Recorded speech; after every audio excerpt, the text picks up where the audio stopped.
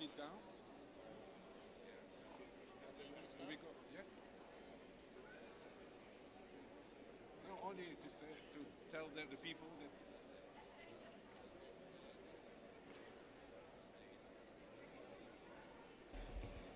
Dear delegates, we will be commencing shortly. May I ask you to kindly take your seats?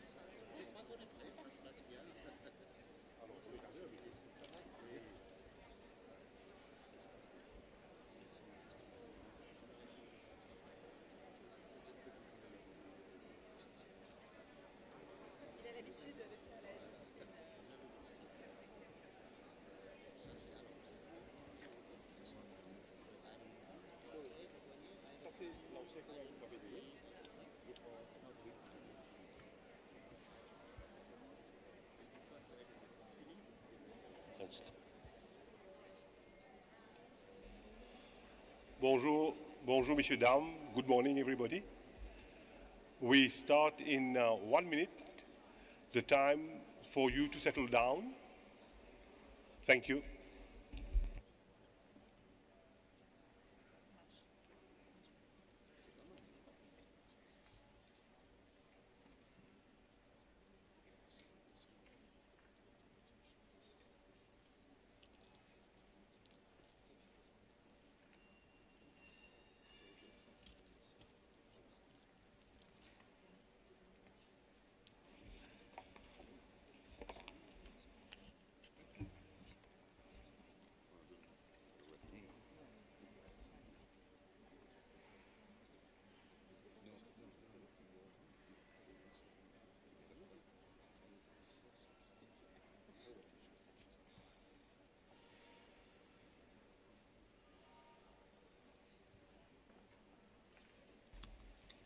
This delegation is Mauritius. Yes, this is a normal procedure. Voilà. Good practice. Bonjour, good morning everybody. Starting the session as such, I would like to make about interpretation arrangements. As usual, the debates will be interpreted in English and French, which are the working languages of the committee. In addition, we have Spanish passive interpretation for the entire duration of the session. This means delegates can take the floor in Spanish, and for this we would like to thank the Kingdom of Spain for the general support. For item 10 and its sub-items, full Arabic interpretation is available. And for this, we gratefully acknowledge the Sultan bin Abdulaziz Al Saud Foundation of the Kingdom of Saudi Arabia. It is good to see so many participants attending this session, and I hope that everybody is comfortably seated.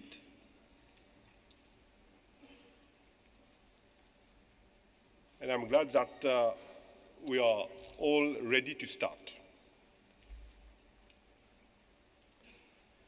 Madame Audrey Azoulay, Directrice Générale de l'UNESCO, Monsieur Ernesto Oton Ramirez, Assistant Director General for Culture of UNESCO,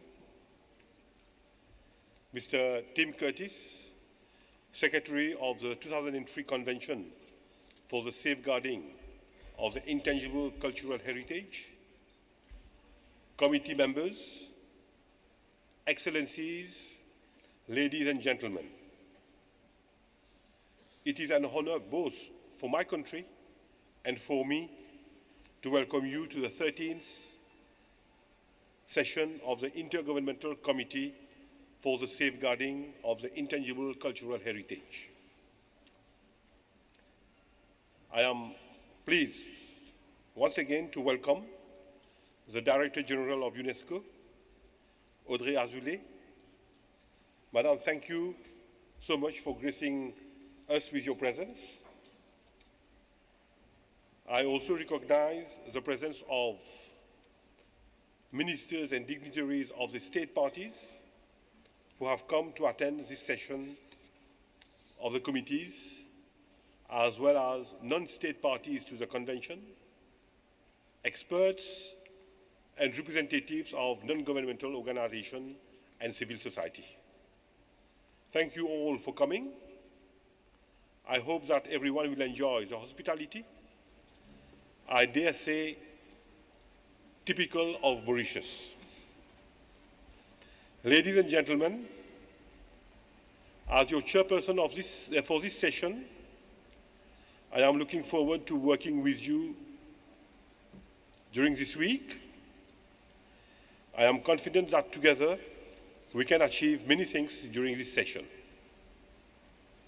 At this session, the Intergovernmental Committee is going to deliberate on important issues and take decisions for the effective safeguarding of living heritage. Since our agenda is very heavy, I count on everybody's cooperation in making your intervention short and straight to the point, aiming to move business forward within the timetable in an efficient manner. I will also seek your support, rather the support of my vice chairpersons from time to time for the smooth progress of the session. They are Armenia, Cyprus, Guatemala, Lebanon, and Philippines. Our rapporteur is Gabriel Deschmann from Austria, whom I understand is sitting with a delegation. I can't see her from here, but I'm sure she's around.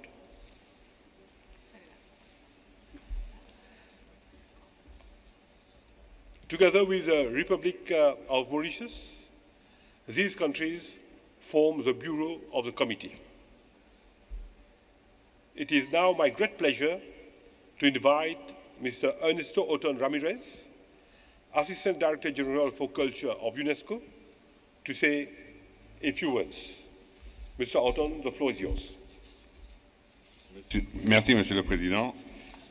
Chers délégués, ambassadeurs, ministres, comme la directrice générale de l'UNESCO, Mme Audrey Azoulay, a eu l'opportunité de s'adresser à vous hier soir lors de la cérémonie d'ouverture, je ne vais pas maintenant monopoliser la parole du temps.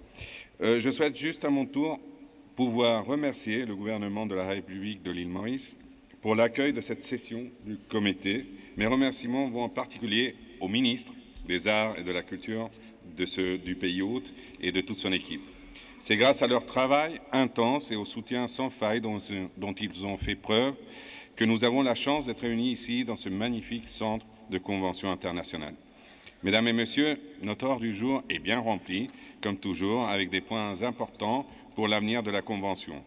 Je ne vais donc pas retarder davantage les débuts de vos délibérations et m'arrêter ici, Monsieur le Président, en souhaitant plein de succès à nos travaux. Merci.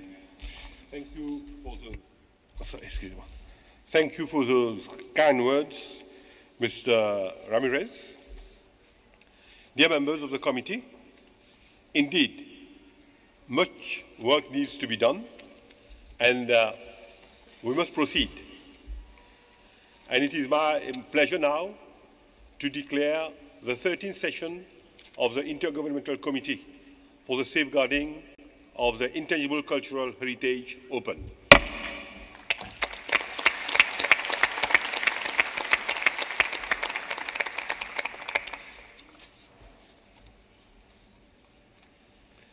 Before we adopt the agenda of our meeting, it is my pleasure now to ask Mr. Curtis, Secretary to the Convention, to provide us with some practical information regarding this session. Mr. Curtis, please. Merci, Monsieur le Président. Comme je prends la parole pour la première fois, permettez-moi à mon tour, Monsieur le Président, au nom du secrétariat, de remercier la République de Maurice pour l'accueil de cette 13e session du comité.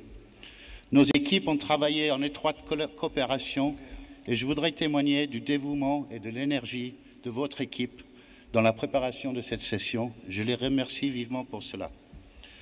Permettez-moi aussi, comme vous l'avez fait, d'adresser des remerciements au Royaume d'Espagne et à la fondation du Sultan bin Abdulaziz Al Saoud du Royaume d'Arabie Saoudite pour leur généreuse contribution pour l'interprétation espagnole et arabe. La retransmission en direct est disponible sur la page Internet de la 13e session du comité que vous pourrez voir sur l'écran. Par ailleurs, le nom d'identification du Wi-Fi dans la salle est disponible aussi sur les écrans et veuillez noter qu'il n'y a pas de mot de passe. Cette session, comme pour les années précédentes, est une réunion sans support papier. Les documents sont imprimés en quantité limitée et sont mis uniquement à la disposition des membres du comité, sur demande.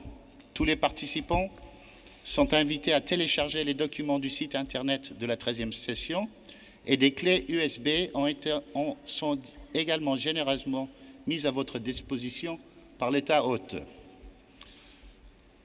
Une copie de l'édition 2018 des textes fondamentaux a été distribuée en anglais et en français sur les tables de chaque délégation. Cette publication reflète les dernières résolutions et décisions des réunions les plus récentes de l'Assemblée générale et du comité. Cette édition inclut aussi le cadre global des résultats pour la Convention adapté par la 7e session de l'Assemblée générale de la Convention.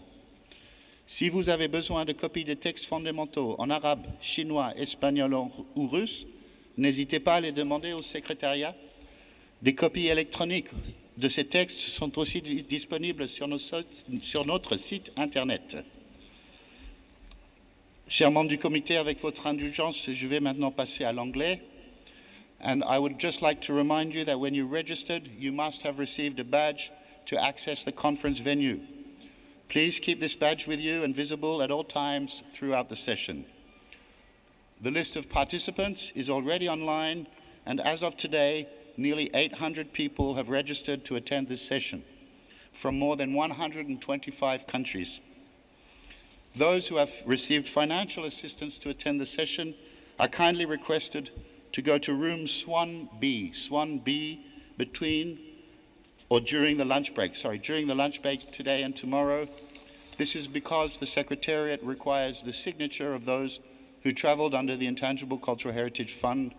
And I repeat, the room number is Swan B on this floor. The host country has kindly offered transport to all participants, and shuttle buses are running between all designated hotels in the venue. For the sake of convenience, all committee members are invited by the host country for lunch at the Pink Pigeon Room on the first floor of this convention center. Observers are invited to purchase their lunch. There are catering services with a variety of choices on this floor of the center. The host country is also offering shuttle buses at lunch break to bring you to your hotels or nearby places where you can also purchase lunch. Thank you, Mr. Chairperson. Thank you. Thank you, Mr. Curtis. Without taking much time now, let us come to item 2, which concerns the adoption of the agenda. And once again, I'll please ask Mr. Curtis to present the provisional agenda of our meeting. Mr. Curtis, please. Thank you, Mr. Chairperson. The provisional agenda is found in document 2 Rev. It includes 22 items. As you can see, many of these items contain sub-items. The agenda has been prepared according to Rule 9 of the Rules of Procedure of the Committee. All the documents relating to the agenda items were published in English and French online by the statutory deadline of 29th of October. That is 4 weeks before the opening of this session, according to Rule 42 of the Rules of Procedure of the Committee. The list of documents may be found in document INF 2.2, and all working documents have the code ITH/18/13.com, followed by a number that corresponds to the number of the provisional agenda. For information documents, the number is preceded by INF. In a few cases, documents initially published may be supplemented by corrigenda or addenda, or subject to a revision, a revised document. You will be informed of such cases so that you can. The committee will meet every day from 9:30 a.m. to 12:30 p.m. and 2:30 p.m. to 5:30 p.m., meaning a 2-hour lunch break. Kindly note that, as last year, the meeting was scheduled over 6 days instead of 5, on condition that the committee will hold no night sessions. Items will be examined in the order indicated in the timetable as approved by the Bureau. What you are asked to adopt here is the agenda and not the timetable. Every morning from 9 a.m. to 9:30 a.m., the Bureau will meet, starting tomorrow in Kestrel Room, to adjust the provisional timetable as needed. Observers are welcome to attend. Mr. Chairperson, of course, I remain at the disposal of the committee to answer any questions related to the provisional agenda. But apart from our agenda, various events will take place during the session. The Secretariat has prepared 2 events for this session. The first one is called Dive into Intangible Cultural Heritage, which will be held during the lunch break today from 1:30 to 2:30 p.m. There will be a demonstration of this tool developed by the Secretariat in the atrium just outside the room at the front of the room. The second event is a roundtable discussion aiming to raise awareness about the global network of facilitators under the convention. It will take place tomorrow during the lunch break from 1:30 to 2:30 p.m. in the Kestrel room found in the first floor. For the attention of the media, there will be a press conference at 12:30 p.m. today in Kestrel room, immediately after this session. States, parties, accredited non-governmental organizations, and Category 2 centers are organizing a number of side events. Information about these events can be found on the website of the convention using the address shown on the screens. Thank you, Mr. Chairperson. Thank you, Mr. Curtis. Dear members of the committee, before we continue, I would like to inform you that, as just mentioned by the Secretariat, the Bureau met yesterday and revised the provisional timetable. This revised document was published online by the Secretariat last night. As you can see, the revised timetable indicates that before the end of this morning's session, today, we will be examining item 10B41. An addendum on item 10B was also published last night in this regard.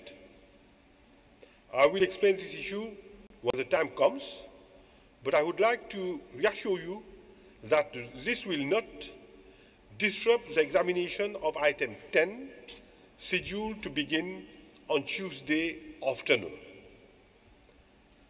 I am well aware that many have made specific travel plans in relation to agenda item 10, and we will be doing our best to respect the provisional timetable for this item.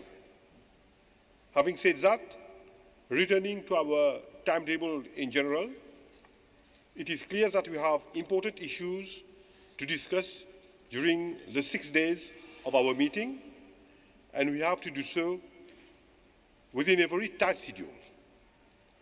I am therefore craving for your indulgence and your cooperation to keep your interventions brief. Before we proceed further, dear colleagues, I would like to inform the committee about the way I intend to conduct our debates. I would like to invite the committee members to limit themselves in their remarks within the minimum time required. I suggest, as a general principle, that our speaking time be 2 minutes. And once again, please try not to take the floor more than twice on a single item.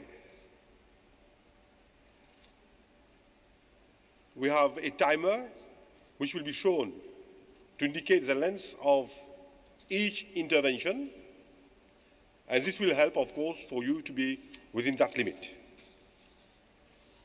Members that would like to introduce written amendments to the draft decisions in the documents can do so by completing the relevant form. This is available both from the Secretariat and the website of the Convention on the page indicated to the 13th session of the committee.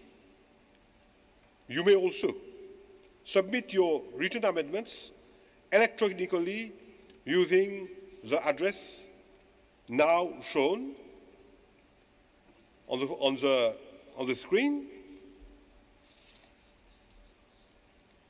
And of course, you have a form to that effect. During a general debate, after each item has been debated by the committee members, I will give the floor, time permitting, to observers. Please note that observers may be recognized during a general debate or after a decision has been taken. but may not intervene during discussions on draft decisions. Concerning the report of the evaluation body to the committee, and in particular items 10A to 10D, the committee will have 50 files to examine. The current plan is to dedicate some 15 hours for doing so. Part of the afternoon of Tuesday 27th and the whole days of Wednesday 28th, Thursday 29th, as well as the morning of Thursday 30th. This means that the committee will have about 18 minutes per file on average. Due to this tight schedule and in order to allow sufficient time for the committee to discuss each agenda item, the committee during the last sessions adopted a working method to deal with the high number of nominations, allowing the efficient examination of these items. In the Bureau meeting of 2nd October, we discussed the need to continue to ensure that debates proceed efficiently as far as nominations are concerned. Therefore, as I already informed you during the information and exchange session, held also on the 22nd October last, the Bureau proposed that we continue with the working method adopted since 3 years. You also received this information from the Secretariat in an email communication sent to you on 15th November. Let me once again explain this methodology. As a general principle, the individual decisions concerning nomination to the list, requests for international assistance, and proposals to the Register of Good Safeguarding Practices should be adopted without debate, unless a committee member wishes to raise specific issues. Those members of the committee wishing to discuss or amend specific draft decision concerning nominations, requests, and proposals are invited to make this known in advance. Before tomorrow, Tuesday, 27th, prior to the Bureau meeting at 9 a.m. I repeat, before tomorrow, Tuesday, 27th, prior to the Bureau meeting at 9 a.m. This, of course, will enable the Bureau to establish the list of files for debate.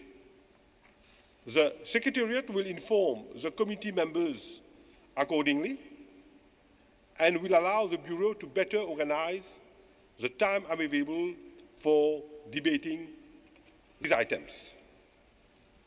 Proposed amendments to the draft decisions or requests for debate should be sent by email to the address communicated to you by the Secretariat, and which you have it now on the screens.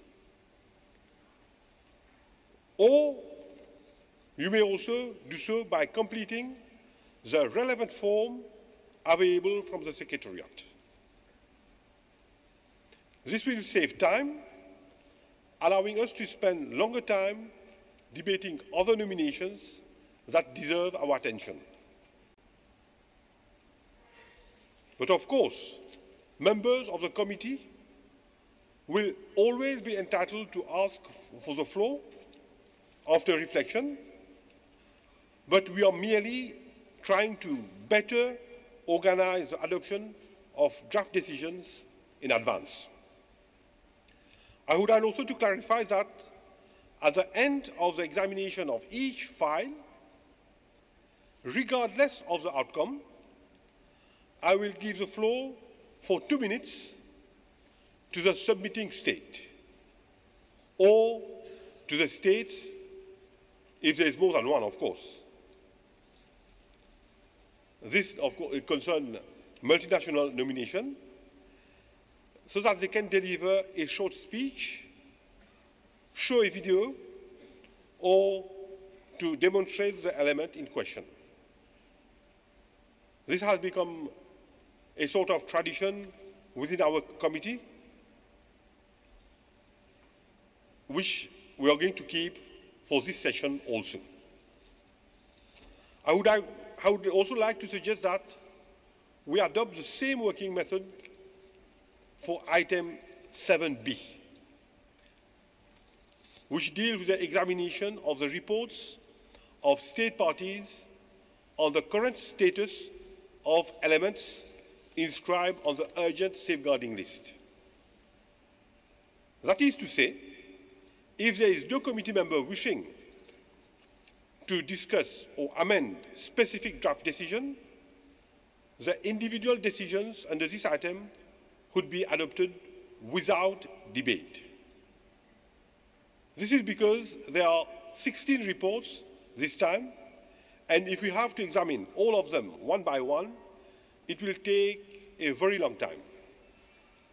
Therefore, the committee members are invited to inform the Secretariat in advance if they wish to discuss or propose an amendment to a draft decision. As this item will be examined this afternoon, I will ask you once again, at the opening of item 7B, if there is any request for debate. As a consequence, we will be able to take it for granted that draft decision on USL reports and nominations for which no request or debate has been put forward can be proposed for adoption as a whole, instead of discussing them paragraph by paragraph. Once more, I repeat, this will save time, allowing us to spend longer times debating other nominations that deserve our attention. Of course, members of the committee will always be entitled to ask for the floor after reflection, but what we are doing is we are merely trying to better organize the adoption of draft decision in advance. I hope you can all agree on this methodology, and we are here, of course, if there is any clarification or question, we are ready to give those clarification.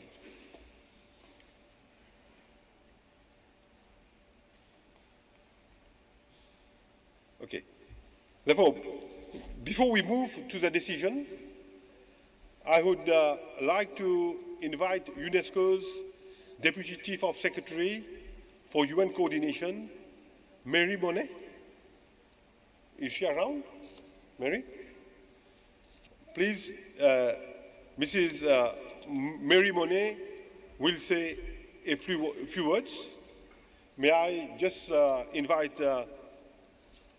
Mary Monet to join us to the podium, please. Thank you very much, Mr. Chair. Mr. Chair, Mr. ADG, Excellencies, dear delegates, my name is Mary Monet and I am the Security Advisor to the Director General. It's again a privilege and a pleasure to be here with you for the 13th committee. As you know, one of the DG's priorities is your safety and security, which, allow me to assure you, is well and truly assured here by the host country. I would like to thank them for all of their efforts, which are visible and non-visible. I will be with you here for the complete committee, and please don't hesitate to come to see me if you have any kind of concern. I would like to thank you sincerely, and all I can wish us all is a very successful committee. Thank you very much, Mr. Chair. Thank you, Ms. Monet, for your reassuring words. And if you please, we may now move to the decision. May I invite you to refer to document 2 and its draft, especially paragraph 1.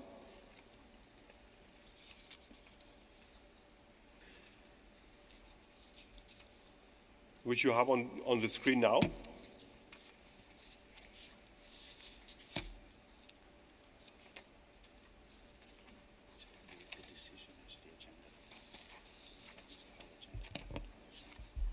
The whole agenda, items 1 to 22,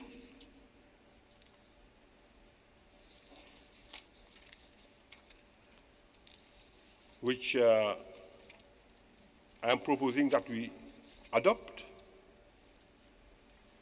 as decision 13.com2 as shown on the screen. Seeing no objection, I therefore declare decision 13.com2 adopted.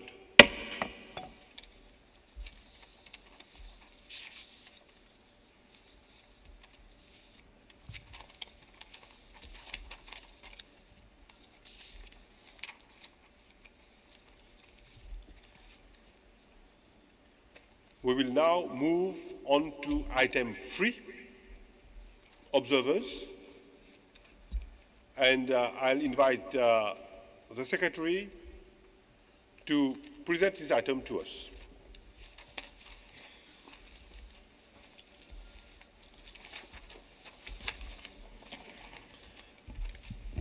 Thank you, Mr. Chairperson.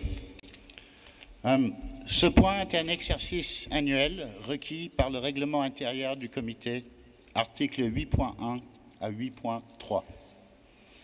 Les articles 8.1 et 8.2 stipulent que les entités suivantes peuvent participer aux sessions du comité en tant qu'observateurs.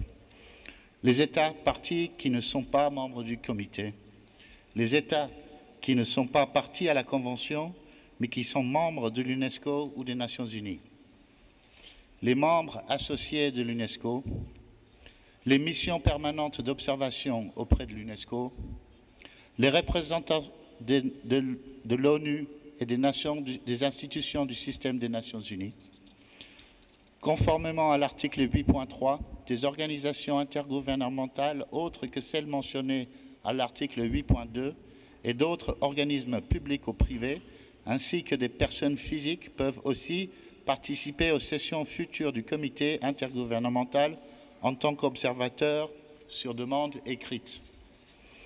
Dans ce cadre, le comité a autorisé lors de ses sessions précédentes les organisations suivantes à participer aux sessions du comité en tant qu'observateurs comme suit.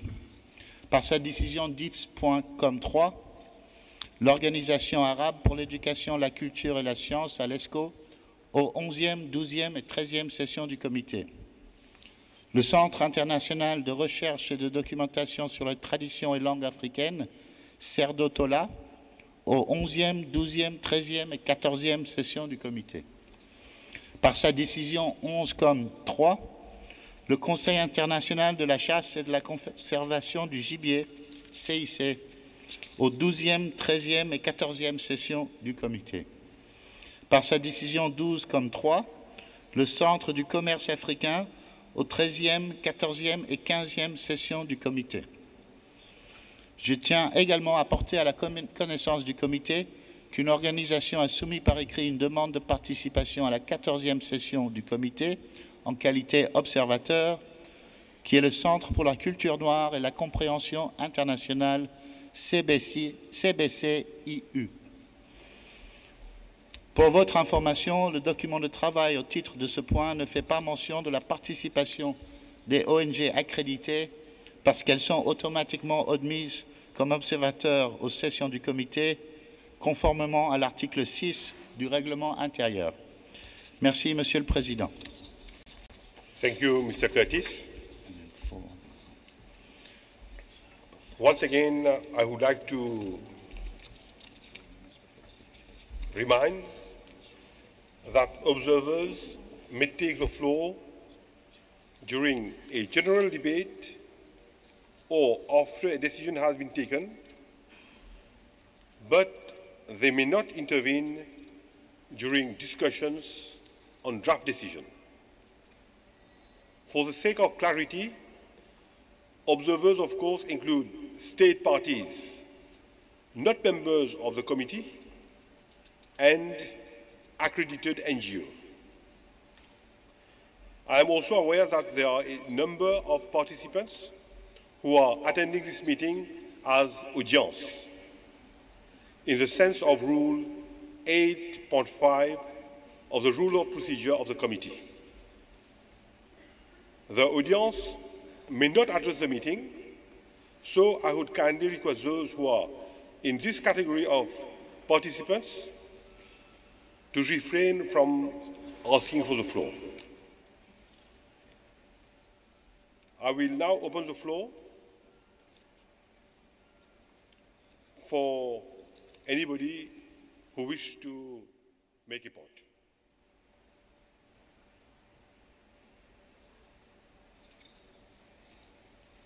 I see none. Let us therefore move to the decision. Please refer to document 3 and its draft decision in paragraph 6, which you have on your screen right now.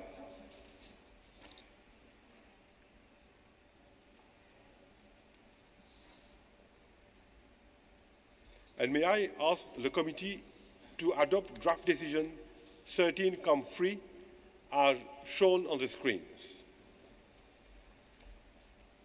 Seeing no objection, I therefore declare decision 13.3 adopted.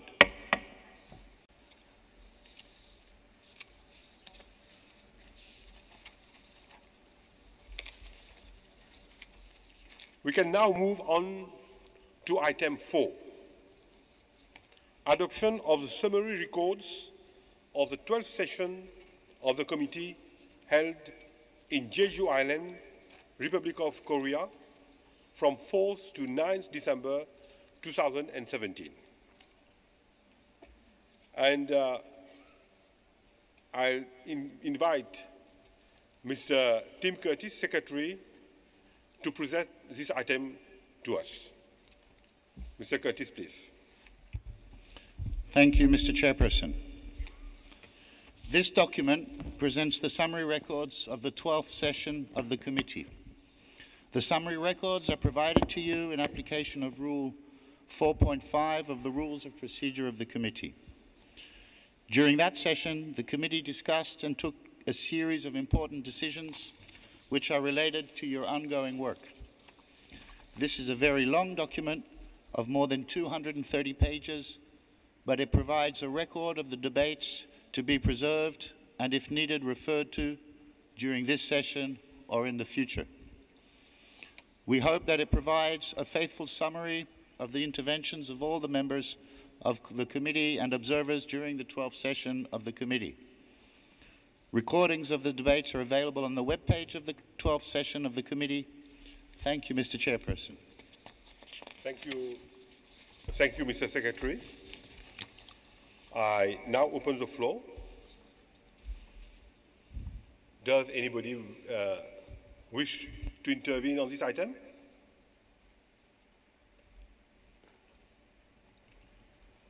In that case, let us move now to the decision. Please refer to document 4 and its draft decision in paragraph 7.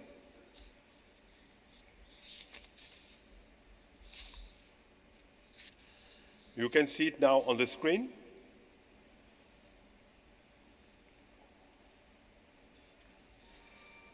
May I ask the committee to adopt draft decision 13.4 as shown on the screen.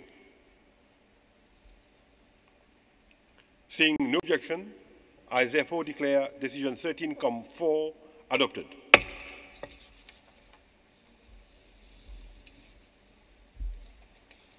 We will now continue with the two oral reports scheduled on our timetable. These are report of the chairperson of the Committee on the Bureau activities and report of the Non-Governmental Organizations Forum.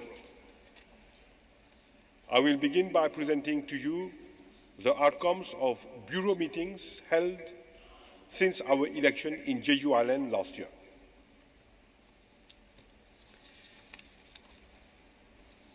Immediately after my presentation, I will give the floor to the representatives of the NGO Forum to present their report. Dear colleagues, according to the rules of procedure of the committee and the operational directives of the convention, the committee entrusts its bureau with significant tasks and responsibilities. While the committee meets only once per year, the bureau can meet as many times as necessary. The bureau meetings can be face-to-face or through electronic consultation. This flexibility is very important for the implementation of the convention at national and international level. It allows the adoption of operational decisions between two committee sessions. What are the tasks that the committee entrusts to its bureau? On the international level, the bureau is asked, first of all, to coordinate the work, fix the dates, times, and order of business of committee meetings. Concerning the implementation of the convention at national level, the bureau is also responsible for examining and approving international assistance requests up to $100,000 US. The bureau also exercises any other task the committee assigns to it. Before going into our specific achievements made in the course of this year, I would like to seize this opportunity to sincerely thank the members of the Bureau for their active participation, hard work, spirit of cooperation, and the trust they bestowed upon me.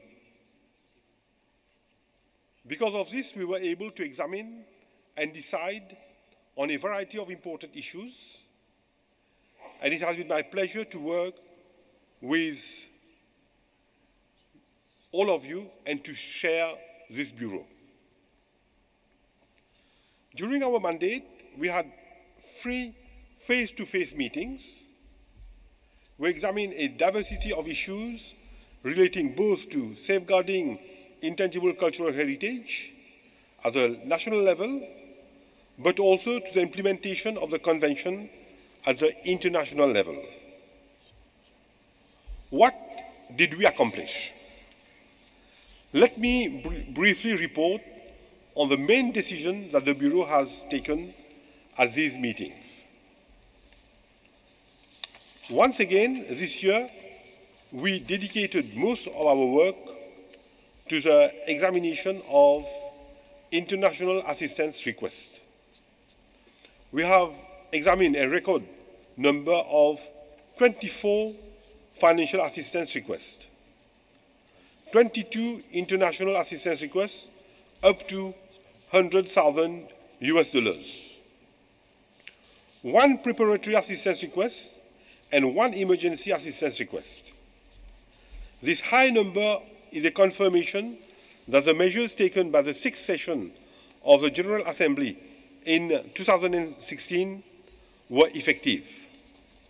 By increasing the ceiling for the amount of the international assistance requests that the Bureau can examine from $25,000 USD to $100,000 USD, states gain easier and a more timely access to the Intangible Cultural Heritage Fund. Of the 24 requests examined, 16 were approved. They were submitted by Colombia, the People's Republic of Korea, Haiti, Kyrgyzstan, Mauritania, St. Kitts and Nevis, Senegal, Togo, Tonga, Ukraine. And we also had 2 requests from Mongolia and Zimbabwe. We also approved a preparatory assistance request from Albania, as well as an emergency assistance request from Colombia. The scope of these projects varies largely, including projects aiming to develop community-based inventories, build national or local capacities for implementing the Convention, safeguard specific living heritage practices, and foster the transmission of living heritage through education. Furthermore, for the first time, the Bureau this year examined and approved 3 international assistance requests in which state parties requested international assistance that partly takes the form of services from the Secretariat to the state. In addition to the provision of a grant, the states concerned by this new modality are Democratic People's Republic of Korea, St. Kitts and Nevis, and Senegal. For those projects, the UNESCO field offices in Beijing, Dakar, and Kingston will be partly implementing the projects, with only part of the funds being directly transmitted to the state. The UNESCO field officers will be directly providing the states with expert services, the necessary training, the supply of equipment, etc., so that the project can get rolling. Let me congratulate the states granted financial assistance and wish them successful safeguarding of their intangible cultural heritage. Dear colleagues, we were also confronted with the reality that many states still encounter difficulties in preparing international assistance requests that meet criteria laid out in Chapter 1.4 of the operational directives. Regrettably, we decided to refer 7 requests back to the submitting states and not to approve one of the requests. The Bureau also initiated a discussion that affects the overall implementation of international assistance mechanism. This concerns the increasing number of international request assistance up to $100,000 submitted by the same state party, either at the same time or in quick succession. I will say no more on this because the Bureau requested that a specific item on multiple submissions of international assistance requests be inscribed on the agenda of this committee session. We will therefore discuss this topic extensively under item 12. Other than financial assistance requests, this year the Bureau was called upon to study important budgetary questions. The committee, by its decision 12-7, delegated to its Bureau the authority to decide upon the utilization of the funds allocated under other functions of the committee. In the plan for the use of the resources of the fund, accordingly, the Bureau this year approved a plan for the utilization of the funds for other functions of the committee for period 1st January 2018 to 31st December 2019, based on a proposal prepared by the Secretariat and this corresponds to an amount of $1,718,184 US. Finally, as is the case every year, we approve the timetable of the current session, which was presented to you on 2nd October during the information and exchange sessions. Dear members of the committee, before I open the floor for comments, I would like to underline that the transparency has been sought for the organization of the meeting of this Bureau. In accordance with Recommendation 69 of the Open-Ended Working Group on the Governance, when a Bureau meeting is convened, the Secretariat is asked the Bureau members to communicate the date and venue of the Bureau meeting within their respective electoral group. Furthermore, the agenda, documents and decisions of each Bureau meeting of the committee of this convention are published online and available to be consulted for anyone who wishes to do so. In addition, the Secretariat shares the decisions of the Bureau with all committee members through an email communication. This is the end of my presentation on the activities of the Bureau. I will briefly open the floor for comments, questions or clarification with regard to what I have presented. Thank you.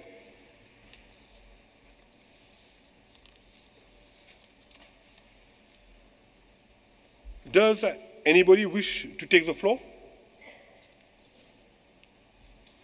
Yes, I see Sénégal. Oui, Sénégal, je vous donne la parole. Merci, Monsieur le Président. Je voudrais pour commencer remercier le pays hôte pour l'hospitalité chaleureuse dont nous sommes l'objet depuis hier. Nous sommes chez nous. Et je voudrais également remercier le secrétariat pour la disponibilité et l'accompagnement depuis au moins 2 ans sur la mise en place de ce projet que nous avions engagé sur fonds propres au Sénégal et que nous avions appelé le pré-inventaire. Aujourd'hui, il est renforcé par cette assistance dont nous avons pu obtenir de la part donc, de cette délibération du bureau. Nous vous remercions, nous vous exprimons toute notre gratitude pour cela. Cette assistance va renforcer ce travail qui s'est fait depuis 2 ans et nous permettra non seulement de faire l'inventaire, mais de renforcer les capacités nationales en ces termes pour l'élaboration de plans de sauvegarde, mais également pour l'élaboration de modules d'éducation dans des phases tests au niveau des écoles. C'est important et nous travaillons avec le bureau de Dakar, avec qui le partenariat se fait depuis très longtemps et heureusement que ça se confirme à travers ce projet. Je voudrais pour terminer donc vous dire malheureusement une vidéo plus parlante, plus concrète devait vous être projetée, mais la délégation sénégalaise est bloquée à Nairobi et n'a pas pu arriver. Moi, j'ai pu quand même être là avec vous. Si vous le permettez, cette vidéo sera présentée plus tard. Et je vous remercie et je renouvelle toute ma gratitude au bureau pour l'assistance qui a été accordée. Je vous remercie. Merci Sénégal pour ces beaux mots. Et je vois aussi que Djibouti voudrait intervenir. Djibouti et ensuite Cuba. Merci, Monsieur le Président. Avant d'arriver directement à mon thème d'intervention, je voudrais d'abord adresser au nom de la délégation djiboutienne tous nos remerciements au gouvernement mauricien, au ministre de la Culture, des Arts et de la Culture de Maurice, pour l'accueil et l'hospitalité chaleureuse qui nous ont été offertes pendant tout notre séjour. Je voudrais également d'emblée féliciter le secrétariat de la Convention pour l'excellent travail et l'organisation de cette cérémonie qui, sans doute, est de référence au niveau mondial. Je voudrais souligner d'une part qu'au niveau du Djibouti, nous voudrons remercier tous les États qui nous ont soutenus pour notre élection au sein du comité intergouvernemental en juin 2018. À ce sujet, pour l'avancement de la mise en œuvre de la Convention, Djibouti avait déjà tenu avec l'aide de l'UNESCO à laquelle nous adressons nos remerciements, un atelier de sensibilisation sur la mise en œuvre de la Convention en juin 2018. À l'issue de cet atelier, un autre projet a été formulé à l'endroit, toujours du secrétariat de la Convention, pour une demande d'assistance internationale moins de 100 000 $ en vue de renforcement de la Convention au niveau national. À ce niveau, il est important de souligner que Djibouti a ratifié la Convention en 2017. Et comme déjà nous assistons au niveau de l'UNESCO à une réforme de la gestion à objectif résultat, une réforme de la rédaction des rapports périodiques, il se trouve que nous avons besoin qu'on puisse déjà nous informer sur la périodicité des réunions du bureau pour savoir le temps qu'il faut pour obtenir une réponse d'une demande. Je vous remercie.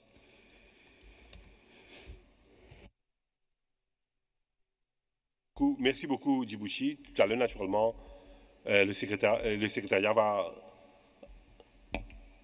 réagir sur votre requête. I now invite Cuba to share with us their comments. Gracias, señor presidente. Deseamos agradecer igual a Mauricio por la calurosa acogida que nos ha dado y acoger la sede de esta 13ª sesión del Comité de Patrimonio Inmaterial. Deseamos también agradecer al Reino de España por facilitarnos la traducción pasiva y poder hablar en nuestra propia lengua. Y un saludo a todos los colegas que se encuentran hoy aquí en la sala. No profundizaremos mucho en el tema porque hay dos temas en la agenda que hablan un poco sobre lo que usted ha presentado, y es el tema de la asistencia internacional, en particular el nuevo mecanismo que se estudia de monitoreo para buscar una alternativa con las oficinas fuera de sede para el cofinanciamiento de estos proyectos. Creo que es una iniciativa loable, ya que algunos países podemos tener algunas dificultades para la implementación de estos proyectos, sobre todo en algunos temas como la compra de equipamientos. Lo que sí creo que debe ser un proyecto piloto ajustado a cada realidad de cada país que solicite o que esté ejecutando un proyecto de asistencia internacional, pero nos parece en principio que es una iniciativa que puede ser productiva y lo hablaremos con más detalles cuando se vea este tema en la agenda. Y de igual modo deseamos felicitar al Buró por los esfuerzos en la articulación de las recomendaciones de la gobernanza y el documento presentado, que sabemos que fue un trabajo que descansó un poco también en el Buró. Y nos parece que es un tema muy importante, sobre todo el tema del fortalecimiento de capacidades para los Estados miembros a la hora de la solicitud de asistencias, de las asistencias internacionales al fondo, por las complejidades que tiene todo mecanismo de solicitud y que conllevaría a mejorar las capacidades nacionales para que los países se vean motivados a presentar y a utilizar estos fondos en la correcta implementación de la Convención. Muchas gracias. Thank you for those words of appreciation for the work of the committee. And may I ask Mr. Curtis if he has any response to the comment to take the floor. Thank you, Mr. Chairperson. I understand in particular Djibouti had a question about the time required for processing international assistance requests through the Bureau, meaning under 100,000. There is no fixed statutory time. We are doing our best to process these as fast as possible, and indeed the Bureau has worked hard this year examining many requests, much more than in the past. We have discussed the issue of international assistance at the General Assembly, including through the reinforcement of the capacity of the Secretariat. But the Bureau is scheduled to meet roughly 4 times a year during the year, which means once every 3 months. And we try, in general, to process, get from a delay of about 4 months, I would say, would be the average, an average, and it is not an exact figure, of receiving a request and being able to get it approved by the Bureau. But this is where we are at now. It is expected that this will improve with the reinforcement next year. And I'll be reporting more on this mechanism later and indeed the other issues that were raised will be discussed later. Thank you. Thank you, Mr. Curtis, for this clarification. Let us now move on the second report and invite the representative of the NGO Forum to join us on the podium to tell us briefly on the NGO Forum activities. As you might recall, at the 18th session of the committee in 2013, we decided to systematically include the outcomes of the forum in our meeting. And let me, at this juncture, invite Reme Sakir from Syria Trust for Development, of course from Syria, and Ananya Bhattacharya, contact base from India, to join us. Please.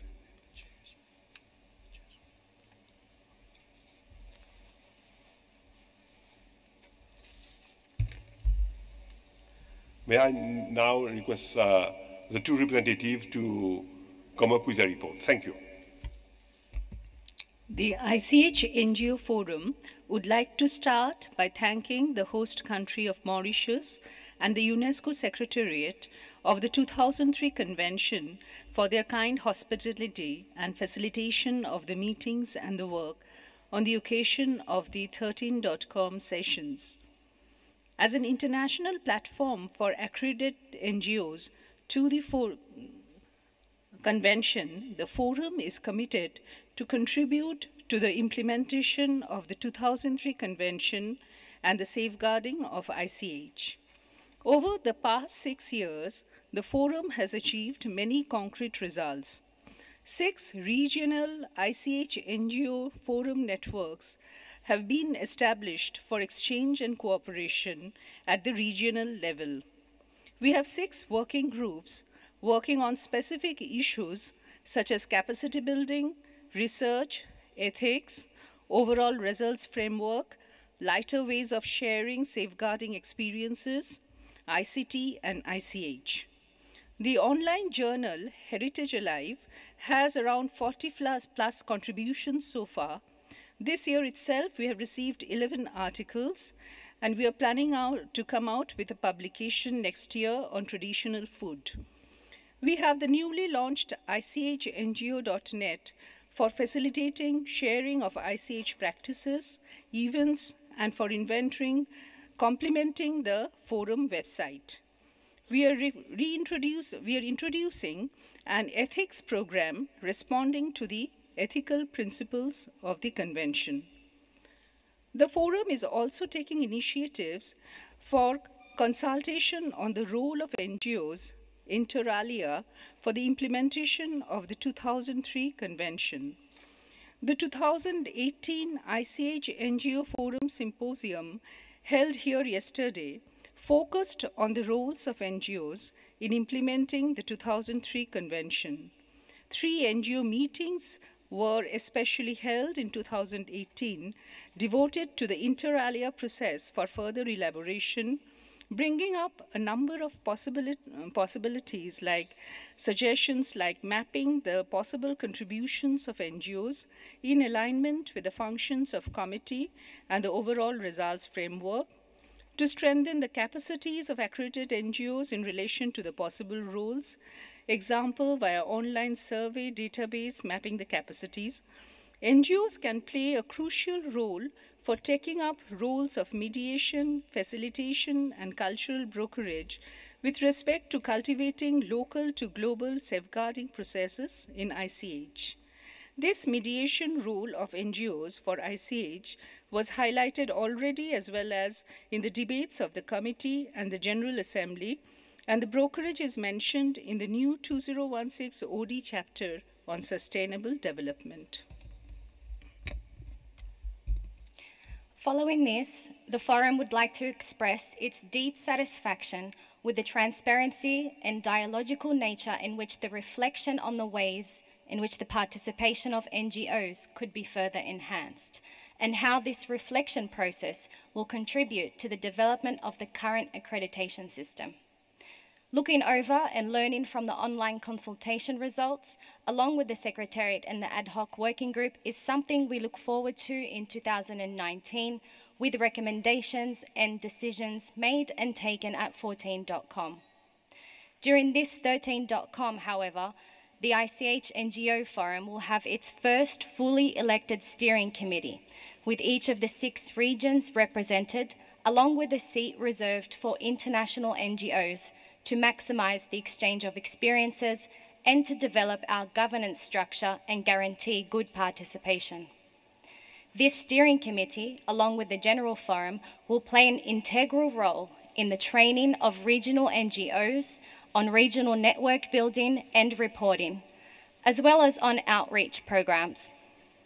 Mr. Chairperson and committee members, the ICH NGO Forum consistently calls on and makes great efforts to better communicate and connect with state parties.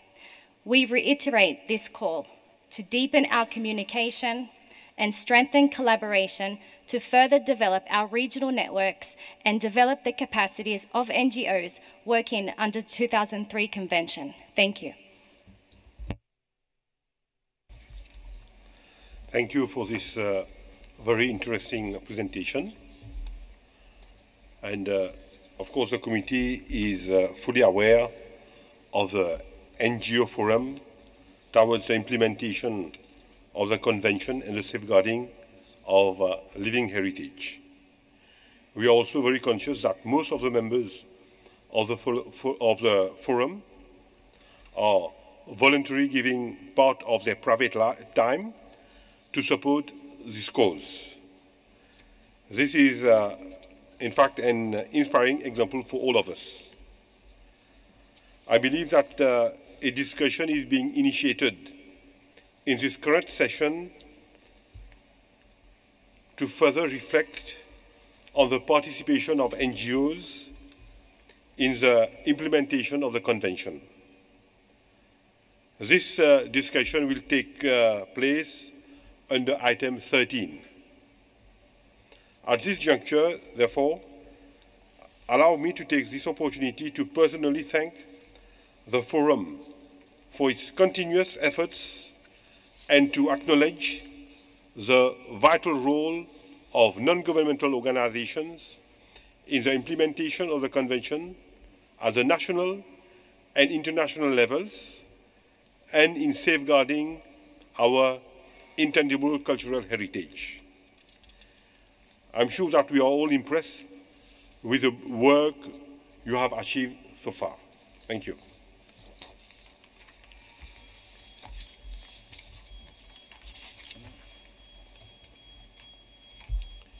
Dear members, the next item is a report by the Secretariat on its activities. Allow me, before giving the floor to Mr. Curtis for his presentation, to invite the committee members to take a moment to pay homage to 2 experts, Dr. Yelena Korosh from Kazakhstan and Mr. Edward Jubara from South Sudan. I am sorry to learn that they passed away very recently as they were getting ready to attend this meeting.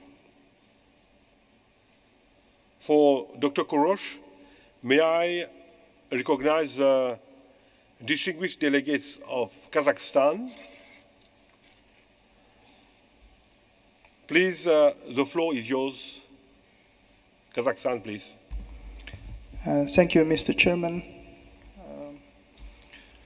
I would still like to start with congratulating the host country and the Secretariat for the excellent arrangements of our work. Honorable Chairman, distinguished participants of the meeting, the Kazakhstan delegation is saddened to inform of the untimely passing of a leading expert of Kazakhstan's National Committee for ICH, Dr. Yelena Korosh, on October 17, 2018. Born in 1957 in the city of Almaty, Kazakhstan, Dr. Horosh graduated in 1981 as an architect from the Almaty Institute of Architecture and Construction. She has long been involved in the protection of cultural heritage of Kazakhstan, particularly following our country's joining of UNESCO in 1992, and participated in a number of international trainings in the field of safeguarding heritage sites. Dr. Horosh authored the first Kazakh report on the implementation of the World Heritage Convention, and her knowledge and professionalism were instrumental in Kazakhstan's earliest successful nominations to the World Heritage List: the Mausoleum of Hoja Ahmet Yasawi in 2003, and the petroglyphs within the archaeological landscape of Tamgali in 2004. As an expert associated with ICOMOS, she always saw played a significant role in helping to prepare the nomination of sites, including those along the historic Silk Roads with the neighboring countries of Central Asia. Following Kazakhstan's ratification of the Convention for the Safeguarding of the Intangible Cultural Heritage in December 2011, the National Commission of the Republic of Kazakhstan for UNESCO and ISESCO relied on Dr. Horosh's experience and expertise to support the work of the country's newly created National Committee for ICH. As the committee's expert, she dedicated the last few years of her life to preparing a draft nomination of the traditional spring festive rites of the Kazakh horse breeders, which will be considered at this particular session of the ICH committee. An accomplished scholar, Dr. Horosh was passionate about safeguarding the cultural heritage of not only her country, but of all humankind. In this respect, I would kindly ask the chairperson to consider proposing that this session participants honor the memory of Dr. Horosh with a moment of silence. Thank you, Mr. Chairman. Thank you, Kazakhstan. Since there is no delegation from South Sudan, may I now ask Mr. Curtis to say a few words on Mr. Jubara. Mr. Curtis, please. Thank you. Mr. Edward Jubara was the Director General of Archives and Antiquities for the government of South Sudan. He was instrumental in liaising between UNESCO and the government to promote South Sudan's ratification of the UNESCO conventions in the field of culture, including the ratification in 2016 of the 2003 convention. Mr. Jubara worked alongside the Minister of Culture, Youth and Sports to support safeguarding activities on the ground, which concretely led to the training of a team of experts in May this year to inventory South Sudan's rich intangible cultural heritage. He represented his country at several of the Intergovernmental Committee meetings, where he brought the needs and aspirations of South Sudan to the global agenda and expressed his confidence that safeguarding living heritage will help to lay a solid foundation for the future development of the country. His commitment and passion will not be forgotten, and our heartfelt condolences go out to his family.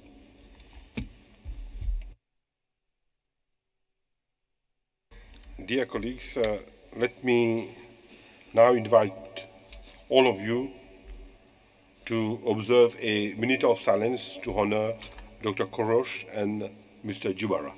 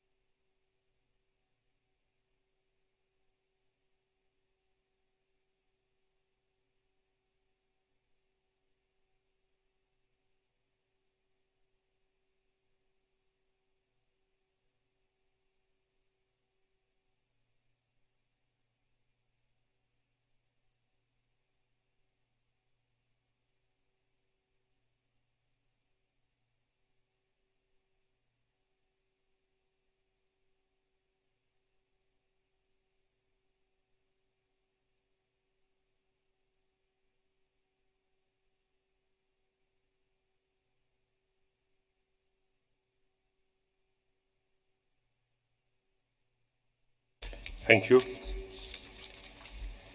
Now we'll proceed to examine item 5. Mr. Curtis, please kindly present what the Secretariat has been doing. Thank you, Mr. Chairperson. Honourable members of the Intergovernmental Committee, honourable delegates representing state parties to the Convention, ladies and gentlemen, it is an honour and a pleasure to present the report of the Secretariat, which covers the 6 months period from January to June of 2018. You may recall that I presented a report at the 7th session of the General Assembly in June of this year, which explains why the reporting period this time is shorter than usual.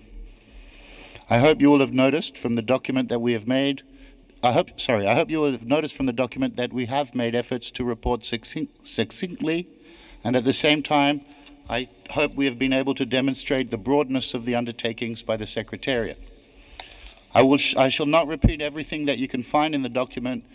Instead, I will present the major achievements of the Secretariat. In some cases, I will also provide updates on activities that took place since the publication of the document. In the past, the Committee found it useful that the report of the Secretariat be organized along the C5 structure. So this report is once again based on the 39C5 results framework, and more specifically, the performance indicators of expected results 6 under MLA 4. You may also have noted that the document is also accompanied by 3 information documents. The first information document attached to the report in 5.1 is outreach and communication. Following the discussions of the 12th session of the Intergovernmental meeting in Jeju last year and Decision 12-COM5B in particular. This document outlines the communication activities undertaken during the reporting period, as well as activities expected to take place until the end of 2019, as budgeted under the expected result 4 of the other functions of the committee approved by the Bureau in June 2018. The second information document in 5.2 is the financial report of the Fund of the Convention and is included, as has been the case for the last 5 committee sessions. And the third and final information document is entitled Overview of the Current Use of the International Assistance Mechanism and the Global Capacity Building Program in relation to elements inscribed on the Urgent Safeguarding List as requested by the committee last year. The results of this analysis, which I won't go into any detail now because they are in the document, may prove to be helpful in the ongoing and future discussions foreseen around listing mechanisms, and which we will also touch on in items 6, 8, and 9 of this session. Allow me now to please turn again to what without doubt has been the main achievement under the reporting period, namely the adoption of the overall results framework. As a global monitoring and evaluation tool to assess the overall impact of the implementation of the Convention, it has wide implications for all stakeholders at various levels. You may recall that the framework was developed through an extensive approach with a meeting of experts, an open-ended intergovernmental working group, and discussions at 3 sessions of the committee, notably the 9-COM, the 11-COM, and the 12-COM. The adoption of the framework at the 7th session of the General Assembly really marks a notable achievement in the life of the Convention. We are now working as requested on the development of the guidance notes for the indicators and the revising of the periodic report forms, which will help to nourish the framework. In 2019, we will be preparing for the capacity building activities we will be undertaking in 2020 as the new periodic reporting cycles start to roll out, and we will have more to say on this under item 8.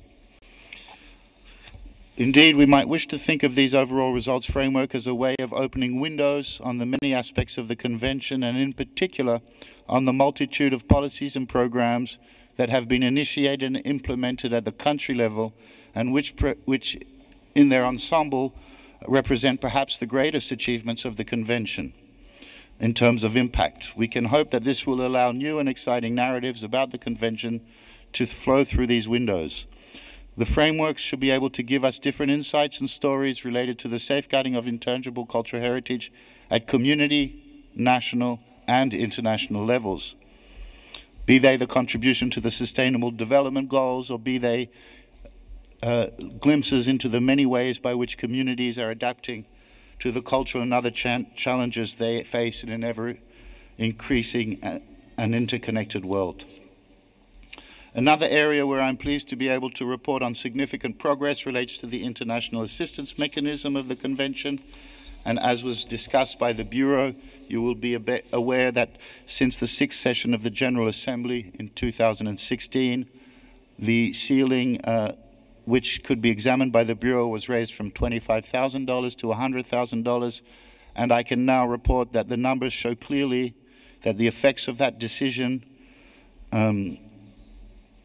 are working. The numbers show clearly that the effects of that decision on the implementation of the fund are working, and concretely, the total amount of international assistance approved by the governing bodies from January 2016 to January 2018, meaning about 2,741,000, or just under 2,742,000, is higher than the cumulative amount approved between 2009 and 2015. So in about 2 years, the bodies have approved roughly the same amount as 7 years prior to that.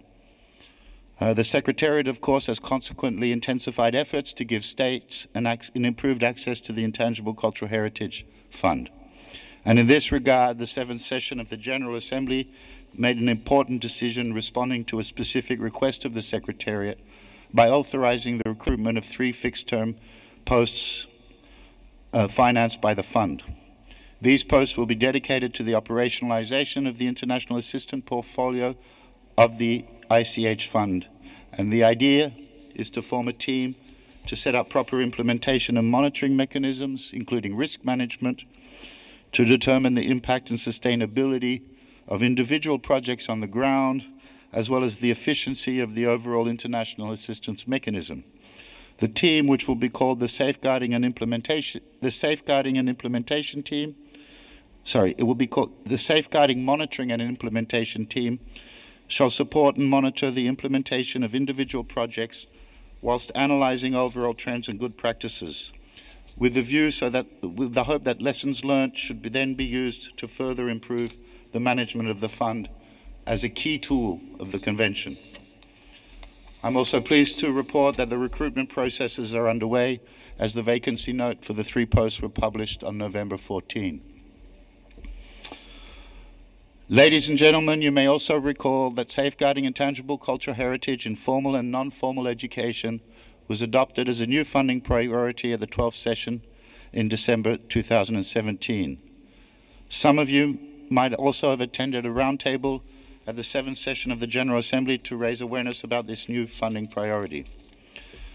Specific activities under this new priority were subsequently included in the 39C5 work plans for 10 field offices, namely Almaty Office, Amman Office, Beijing Office, Harare Office, Havana Office, Dakar Office, Lebanon Office, Nairobi Office, Santiago Office, and Tashkent Office.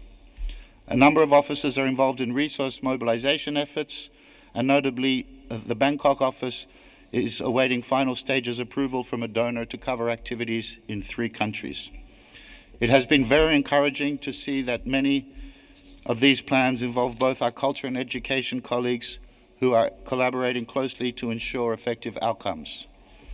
Nevertheless, as you are all too well aware, the core funding resources of the organization are extremely limited, and I hope you don't mind me taking this opportunity to once again call for additional funding for this important area of the Convention's work.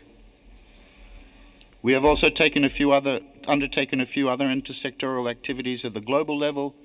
In October, we held a webinar introducing intangible cultural heritage and its relationship to education for sustainable development to key partners working on the subject. And in early November, the Secretariat co-organized a virtual conference with UNIVOC, the International Center for Technical and Vocational Education and Training, on safeguarding ICH through TVET.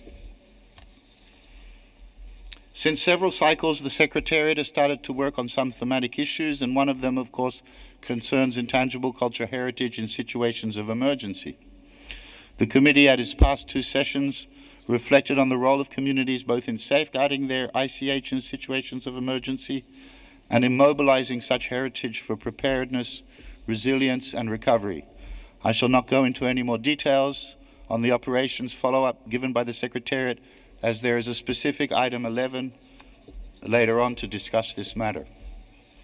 You may also be aware that cities have become an important focus of the work of the United Nations systems following the Quito Habitat 3 conference, and the General Conference of UNESCO has asked the culture sector to support member states towards the achievement of SDG 11 on inclusive, safe, resilient and sustainable cities and human settlement, building on existing mechanisms under the conventions. Today, 54% of the world's population live in cities, and by 2050, the percentage is expected to reach 70%.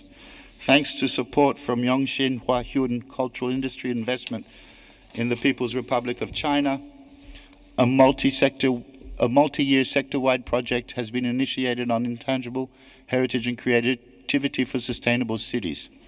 In that framework, 3 pilot cities have been identified for the first year of this project, where community-based inventorying will take place in urban centers, and those cities are Kingston in Jamaica, Georgetown in Malaysia, and Harare in Zimbabwe.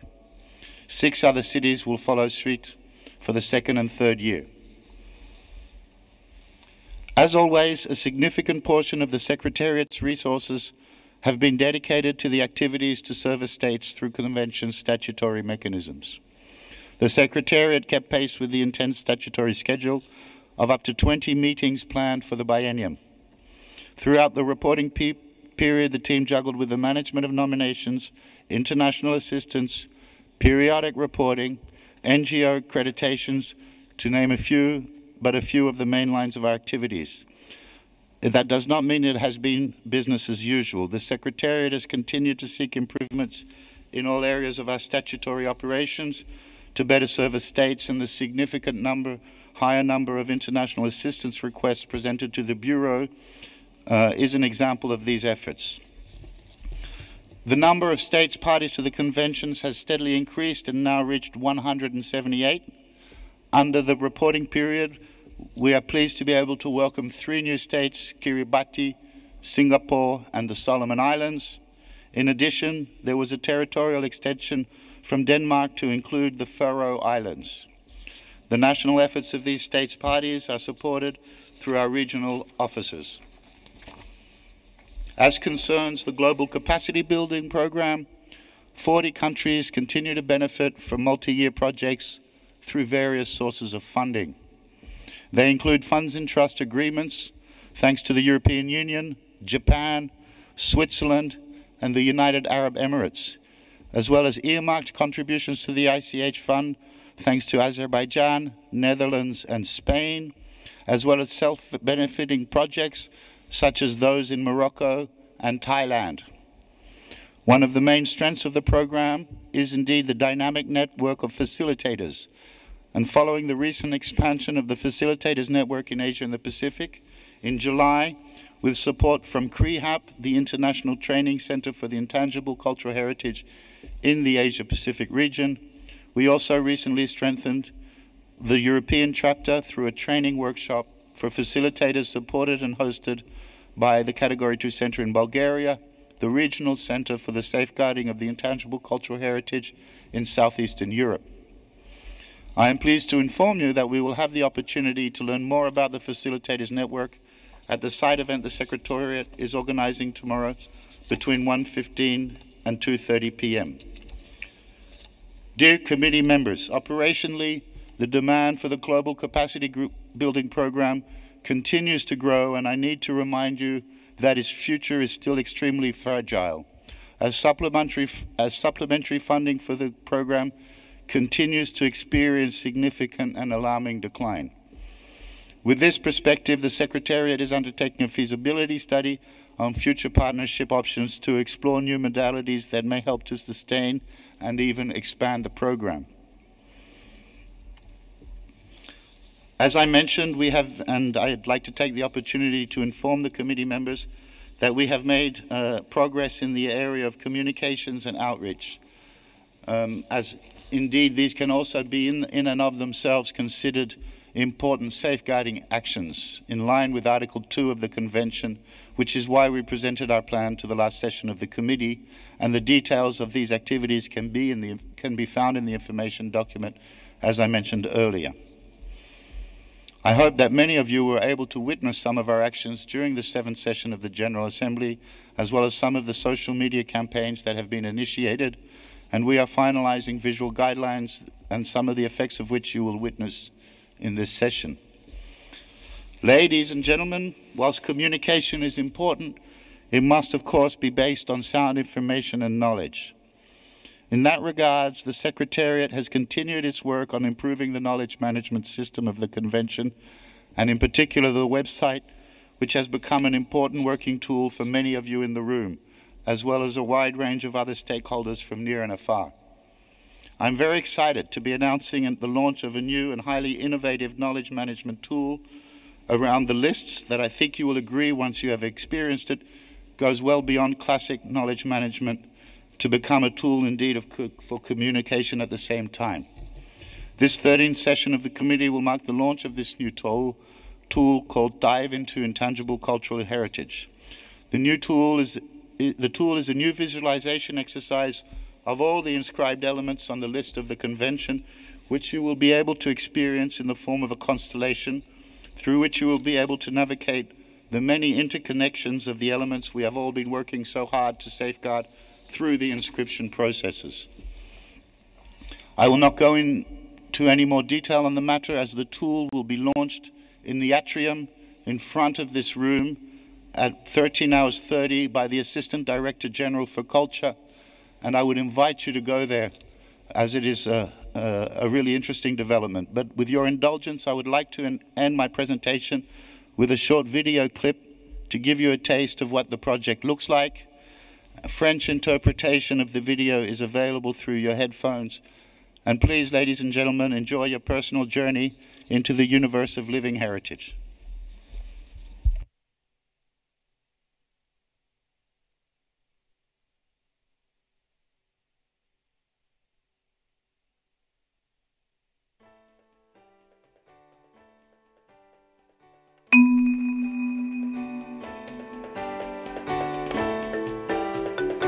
Intangible cultural heritage takes infinite forms.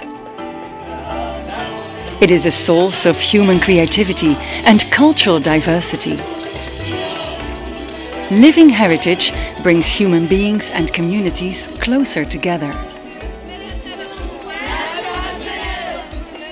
The 2003 Convention aims at safeguarding this heritage and ensuring its continuous transmission.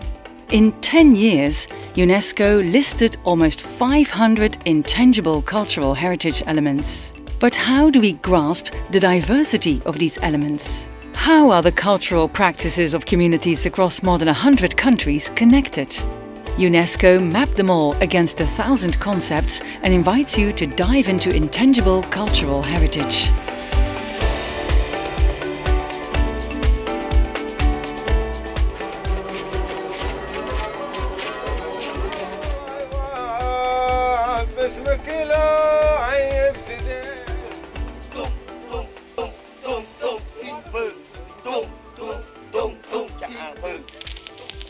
How does living heritage relate to nature?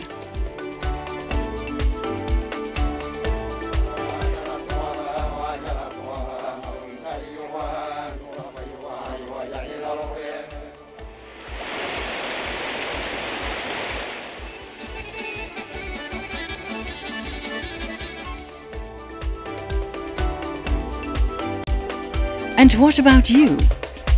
What about your heritage? Keep it lively and pass it on.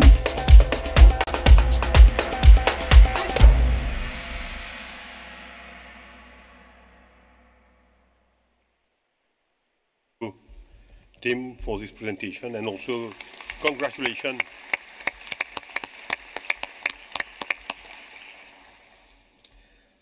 for this new tool. I'm sure that all of us will be very interested to discover and to learn from these interactive tools that our ADG will launch very shortly. With these few words, may I now open the floor for discussion before we take the necessary decision on this item.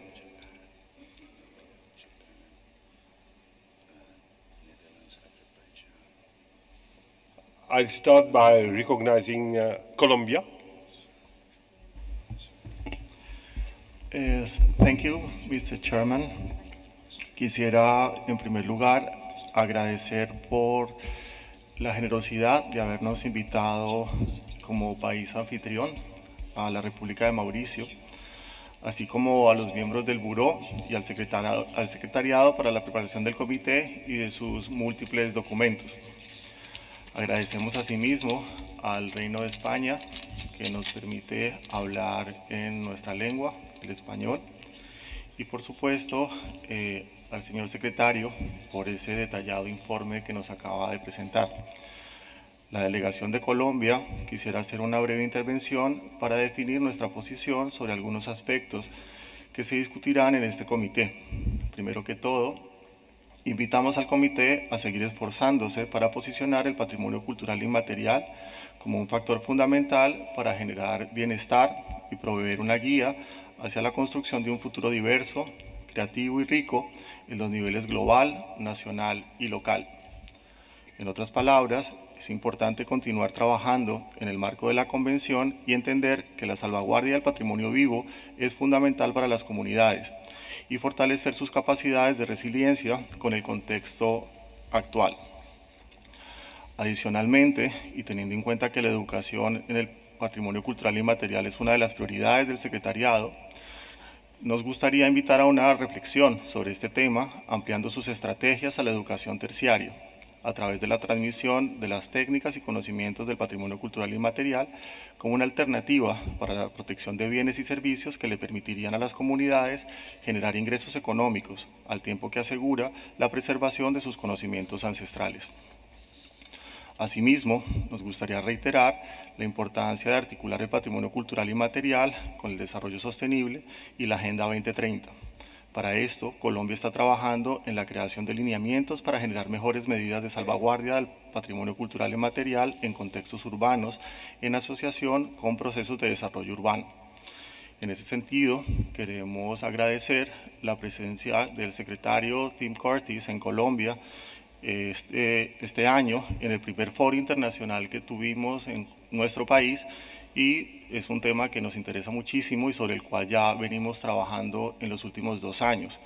De esta manera, invitamos también a todo el comité para un side event que tendrá lugar este miércoles 28 a las 12:30 del día. Finalmente, queremos compartir con ustedes la aspiración de Colombia de recibir en Bogotá la sesión del 14 comité, y agradecemos las muestras iniciales de apoyo que hemos recibido por parte de muchos de ustedes. Muchas gracias, Mr. Chairman. Thank you, Colombia.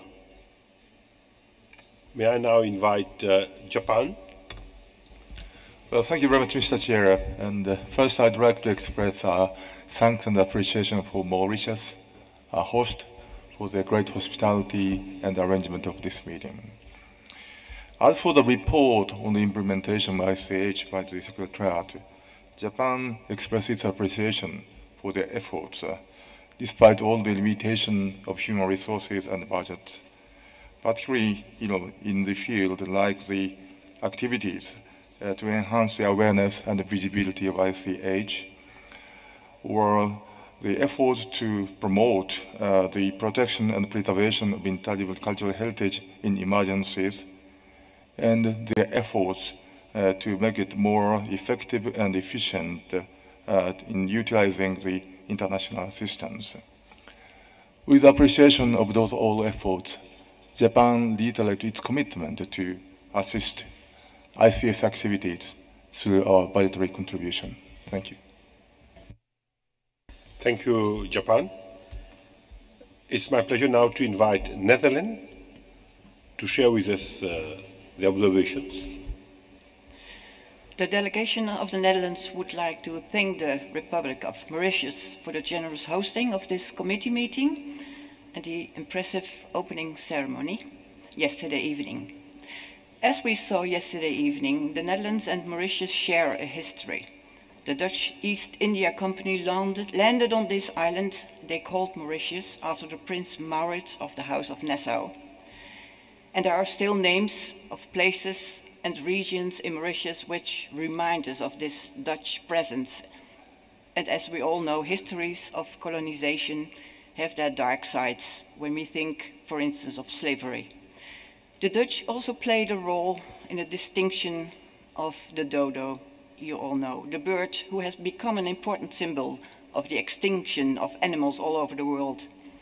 But we can assure you that our contribution this week will be less invading. We congratulate the Secretariat and its staff for its excellent report. We appreciate all the achievements and the commitment in view of the high workload and the limited resources. We see that the Convention is developing since the adoption in 2003, and we see that reflection on the results and new developments are necessary. And in that light, there are major topics and challenges we have to work on. Issues like urban development have an impact in relation to sustainable development, and likewise for education.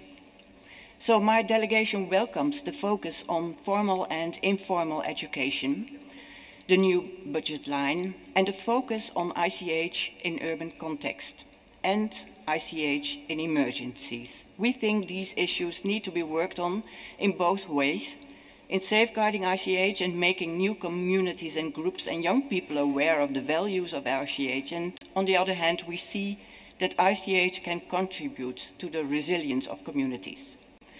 We also support the focus on capacity building in the activities of the Secretariat. The Global Capacity Building Programme is more and more focused on regional cooperation, and we look forward to work on this topic and share the experiences.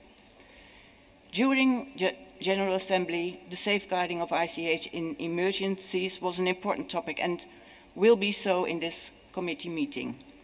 The contribution of this convention to this important topic is becoming more concrete, and we welcome also this and will contribute to this topic in support of pilots and new methods of preparedness, resilience and reconciliation. Thank you.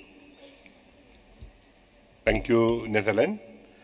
I've got now a list of 6 other members who wish to intervene. Azerbaijan, Austria, Philippines, Cuba, China, Armenia, and I see also Palestine just joining. I now give the floor to Azerbaijan. Thank you, Mr. Chairman. Excellency, Mr. Rupun, distinguished committee members, ladies and gentlemen. At the outset, I would like to convey my sincere gratitude to the government of the Republic of Mauritius for the warm hospitality and excellent organization of the 13th session of the Intergovernmental Committee for the Safeguarding of the Intangible Cultural Heritage. As you are aware, Azerbaijan has been elected as a member of the committee, and I would like to take this opportunity once again to thank all member states who voted for us and to underline our commitment to the letter and spirit of the 2003 Convention. Azerbaijan was a member of the Intergovernmental Committee for the Safeguarding of the Intangible Cultural Heritage in 2010-2014. And 5 years ago, in 2013, my country successfully hosted the 8th session of the Intergovernmental Committee. As a country which always strives for the protection of the universal cultural heritage, Azerbaijan attaches a great importance for the effective implementation of the 2003 Convention and reaffirms its willing and determination to continue to work in the open, transparent, and inclusive manner.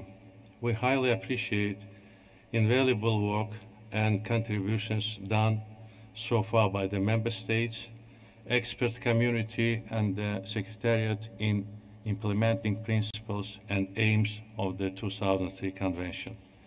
We believe that UNESCO as a laboratory of ideas should be genuinely multilateral environment where all member states can stand together for preservation of our common heritage, respect for diversity, and promotion of cultural peace. In the context of relationship between UNESCO and the Republic of Azerbaijan, I would like to underline the valuable contribution of Her Excellency Madame Mehriban Aliyeva, First Vice President of Republic of Azerbaijan, and UNESCO Goodwill Ambassador, to bringing this cooperation to even more intensive and dynamic level. Thanks to Madame Aliyeva's tireless efforts, elements of tangible and intangible cultural heritage of Azerbaijan were inscribed on the relevant UNESCO lists. And in conclusion, I wish to assure you that as a member of the committee for the period of 2018-2022, Azerbaijan will spare no efforts to the protection of intangible heritage of humanity and share its rich experience through the constructive engagement with member states in the spirit of partnership and cooperation for better implementation of the objectives of the Convention of the Safeguarding of the Intangible Cultural Heritage. I thank you very much. Now I invite Austria.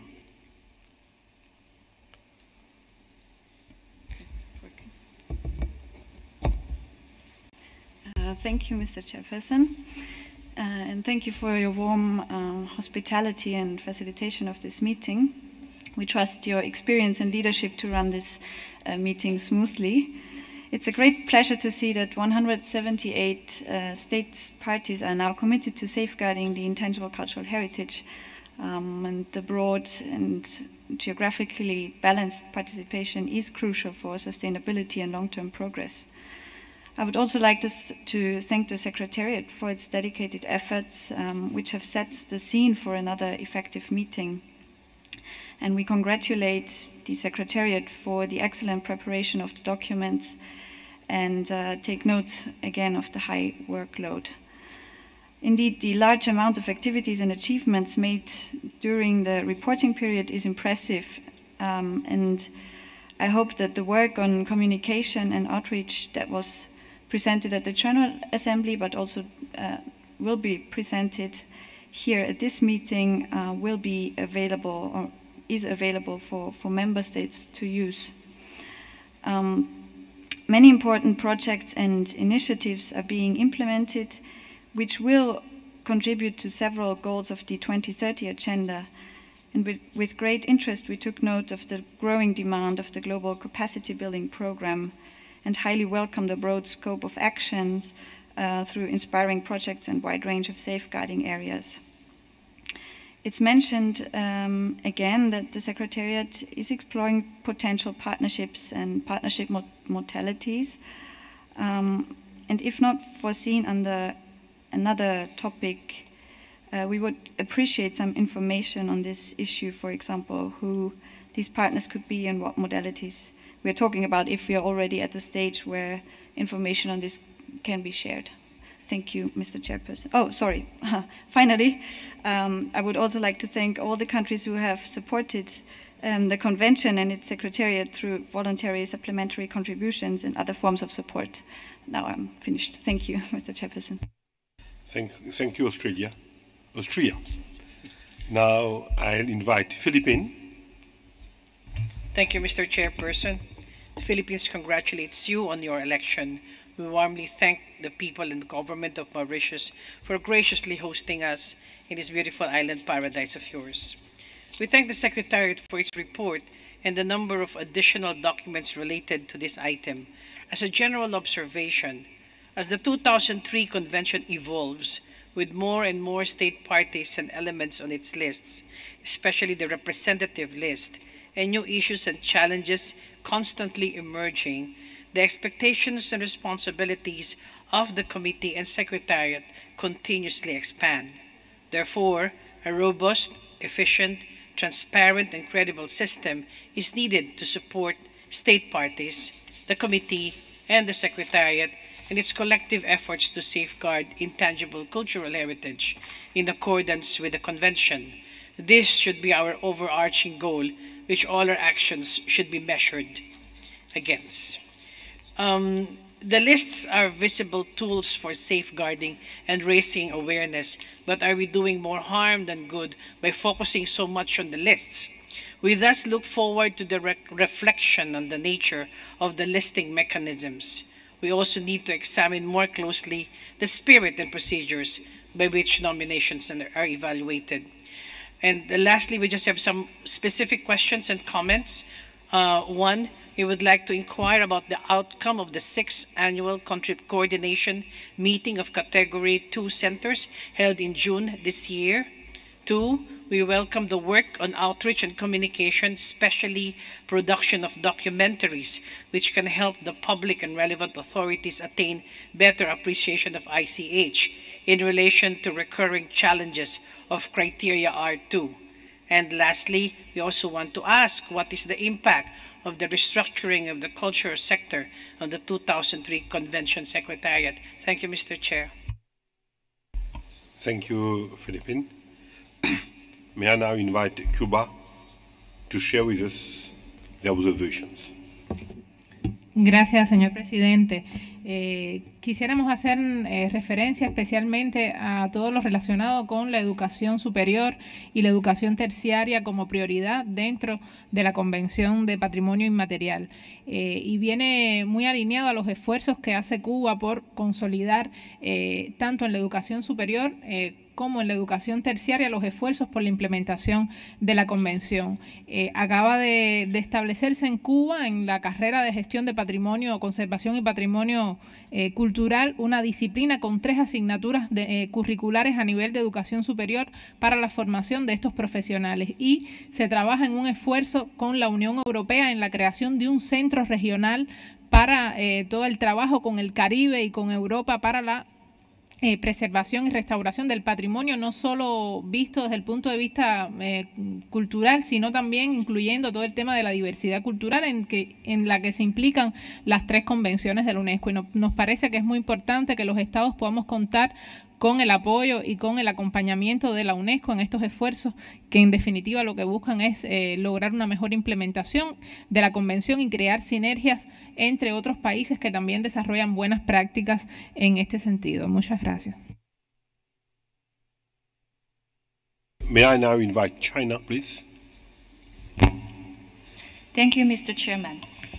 Since it is the first time for our delegation to take the floor, I would like to start thanking the government of Mauritius for hosting this 13th session of the committee.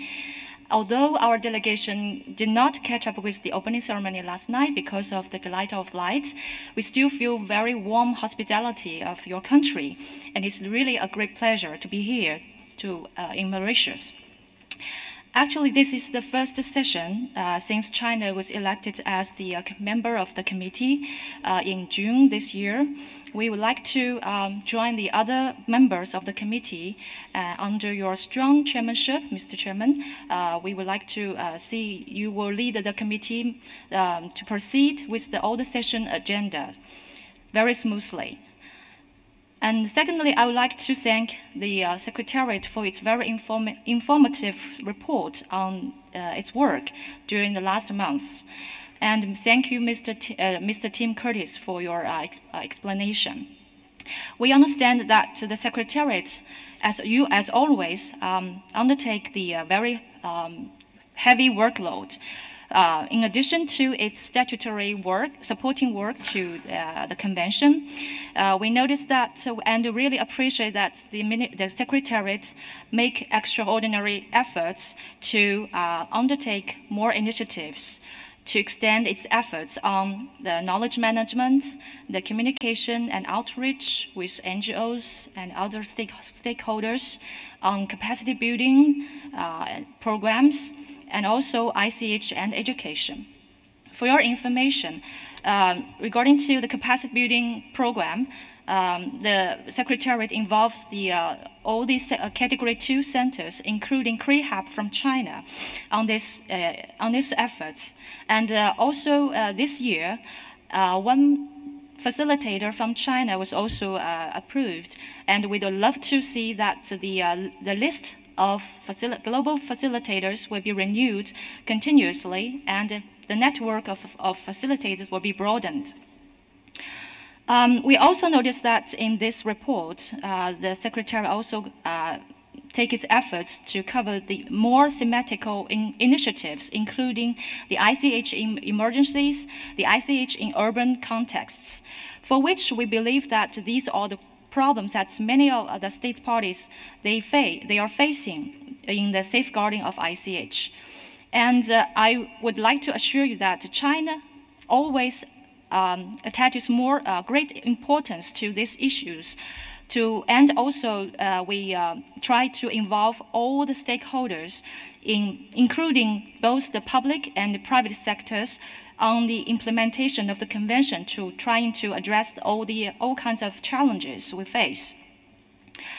It is also mentioned that the challenges, as always, we also take note of more challenges that as the convention continues to enjoy steady growth.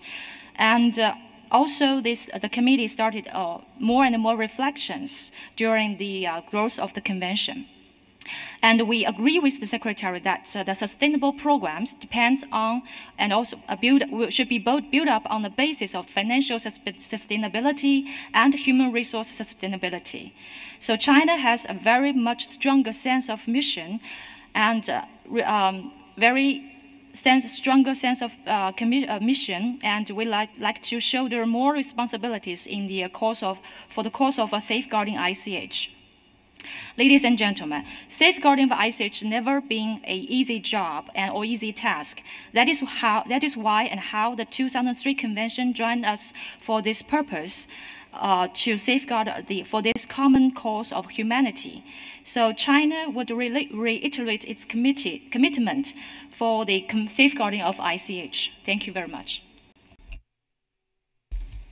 Thank you. May I now invite Armenia, please? Thank you, Mr. Chairman. Let me start by expressing my sincere appreciation for hosting ICH 13th session, and especially sincere appreciation to all the people of Mauritius for making us feel like at home.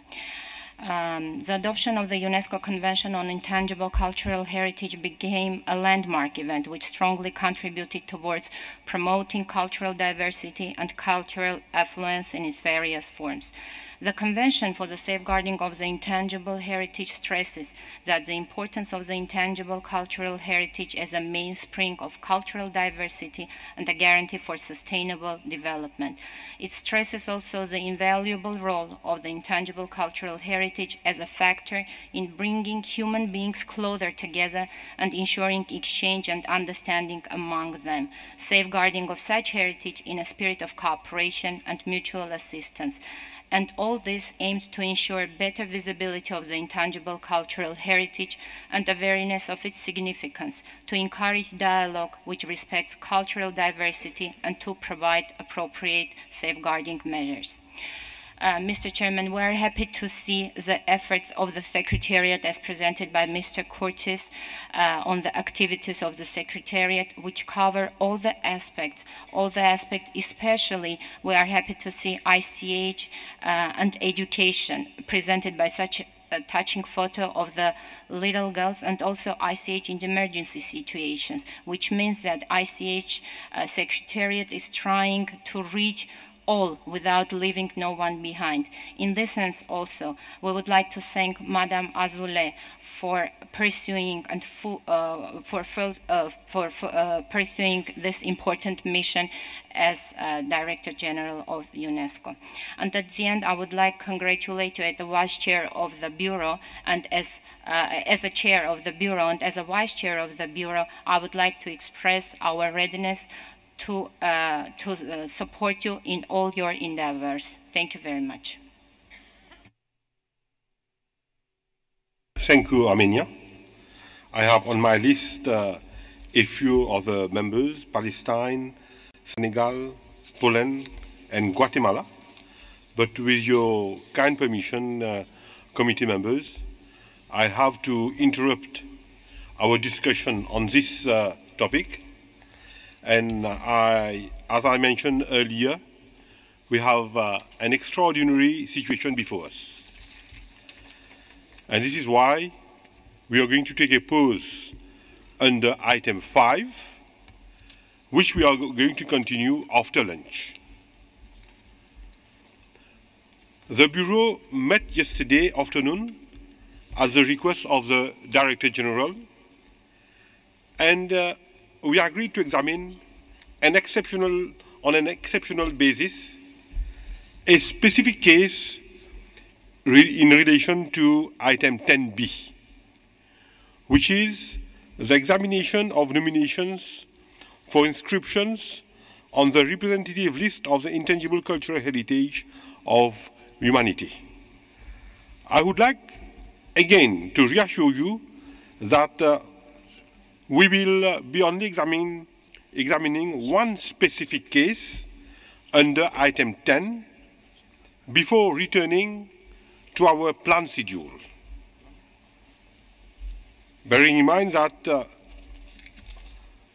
most of you have had specific travel plans in relation to Agenda 10, and we wish once again to reiterate that our intention is to keep with a provisional timetable as planned initially. But on an exceptional note, we are going to take this particular item, and I have now the honor to invite the Director General to introduce this case to us. Please, Madame Azoulay. Merci. Merci, Monsieur le Président. Merci, Mesdames et Messieurs les membres du comité, et merci au Bureau d'avoir bien voulu bouleverser l'agenda pour examiner ce point. J'ai l'honneur de vous présenter la démarche inédite de 2 États membres à l'occasion de ce comité. La proposition de ces 2 États membres est une première historique et témoigne d'une grande confiance envers l'UNESCO en général, mais surtout envers vos travaux en particulier. These 2 states, ladies and gentlemen, are the Democratic People's Republic of Korea and the Republic of Korea. They have decided for the first time to submit together the inscription of a similar element on the representative list of intangible cultural heritage of humanity. This element is sirum or sireum, a form of traditional wrestling practiced in both countries, dating back thousands of years. As both Koreas are working to a rapprochement, this session of the committee presents an outstanding opportunity to demonstrate the importance of cultural heritage for peace and reconciliation. Mesdames et messieurs, ces candidatures, initialement séparées, mettent en évidence les similarités de part et d'autre de la péninsule coréenne. Je veux remercier ces 2 pays, leurs plus hautes autorités, leurs délégations, d'avoir franchi ce pas supplémentaire, encore inimaginable il y a peu, d'entreprendre une démarche commune auprès d'une organisation des Nations Unies, en montrant comment la culture peut être à l'avant-garde de la paix. Ces deux pays ont répondu avec courage et engagement à nos démarches et envoient à travers cette candidature commune un message puissant à tous les Coréens et au monde. C'est une étape symbolique importante, ancrée dans l'histoire longue de ces pays, qui vous est proposée à travers cette candidature qui est donc désormais une candidature conjointe. Elle nous dit la force extraordinaire du patrimoine culturel comme vecteur de paix et de dialogue au cœur du mandat de l'UNESCO. C'est un exemple qui doit tous nous inspirer à travers le monde. À situation exceptionnelle, procédure exceptionnelle, et si vous le permettez, Monsieur le Président, le secrétariat de la Convention peut nous éclairer quant à la marche à suivre pour l'examen de ce cas particulier. Merci. Merci beaucoup, Madame Audrey Azoulay. Et je vais tout de suite demander au secrétariat de nous guider sur la procédure à être suivie en ce qui concerne l'inscription en question. Thank you, Mr. Chairperson. Under normal circumstances, item 10 should start with a presentation by the rapporteur of the evaluation body on the working methods as well as the cross-cutting issues. The Secretariat proposes to leave that for later as initially planned and go straight to the examination of this joint inscription. In this way, the examination of all other nomination files will remain as originally planned to start tomorrow, Tuesday, 27th of November. I know that submitting states are eagerly awaiting for this item, and in many countries the high-level delegates' travel and domestic press activities have been planned according to the provisional timetable. As published in the working document ITH 1813.com 10b, the nominations from the Democratic People's Republic of Korea and the Republic of Korea were planned to be examined respectively under the draft decision 13com 10b13 and the draft decision 13com 10b30. These two separate decisions may be merged as shown on the screens. The new draft decision that carries a new number 10b41 is structured firstly to take note of the nomination from the Democratic People's Republic of Korea and decide that from the information included in the file, the nomination satisfies the criteria R1, R2, R3, R4, R5 for inscription. This part is essentially a cut and paste of 10b.13 so that nothing has changed. Then to further take note of the nomination from the Republic of Korea and decide that from the information included in the file, the nomination satisfied the criteria R1, R2, R3, R4, and R5 for inscription, and this part is also a cut and paste of 10b.30 so that nothing has changed. The final part of the draft decision includes a paragraph to acknowledge that the two submitting states have expressed their wish to have the two files examined by the committee as a joint inscription. It refers to the recommendation of the evaluation body to inscribe both elements, and then it proposes to decide on an exceptional basis to jointly examine the files, the two files. The last paragraph then indicates the decision of the committee to jointly inscribe on the representative list the two files under a common title, which is Traditional Korean Wrestling Serum Serum. The proposed draft decision has been included in the addendum on the working document 13com 10b as published last night. I would like to invite the committee to listen to the presentation by the chairperson of the evaluation body on the two nomination files which were evaluated separately. The committee may then proceed to examine the draft decision 10b41. Thank you, Director General and Mr. Secretary, for your explanations and guidance. I personally feel very privileged that this 13th session of the committee would provide a platform to discuss such an important issue. Let us approach the case bearing in mind the implications that would have for the future relations between the two parties and for the communities living there who deserve a lasting peace. Assuming that there is no objection to the working method presented by the Secretary of the Convention, I proceed to invite the chairperson of the evaluation body to present recommendations of the body on the two nominations. Mr. John Omare from Kenya, please. Thank you, Mr. Chairperson. It is my pleasure to present the recommendations of the evaluation body on the two files.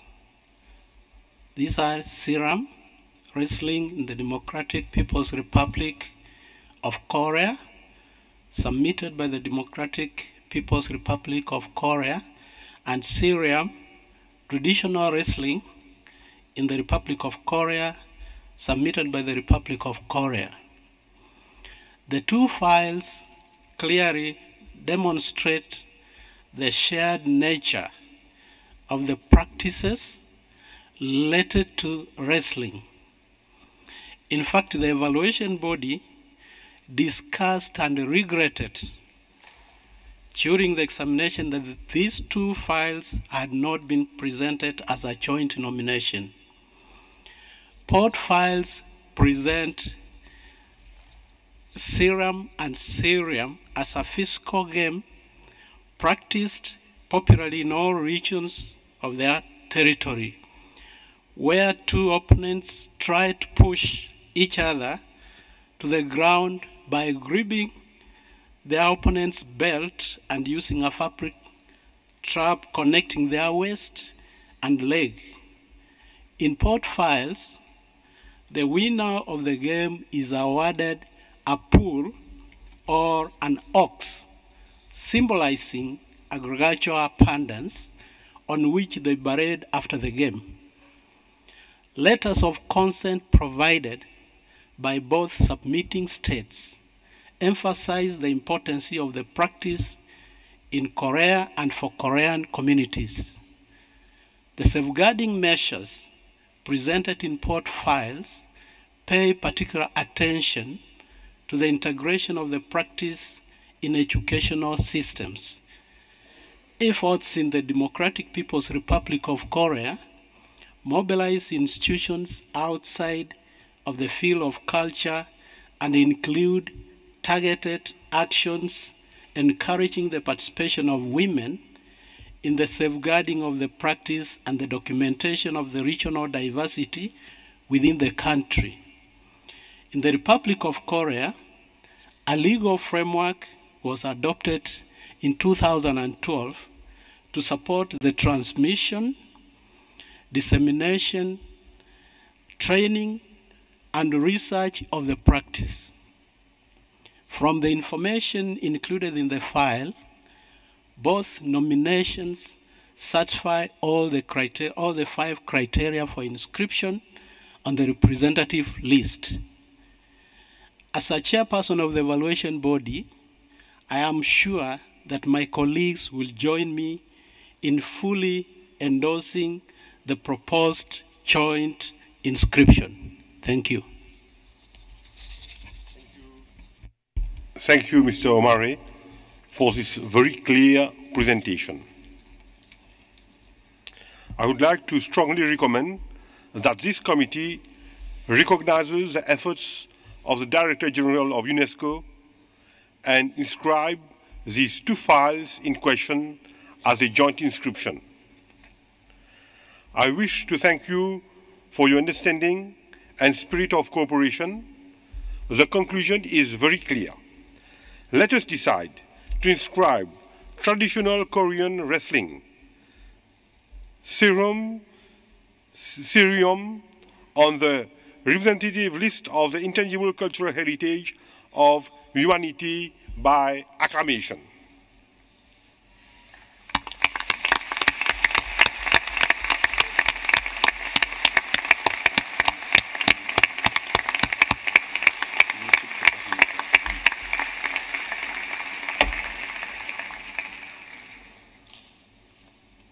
Okay,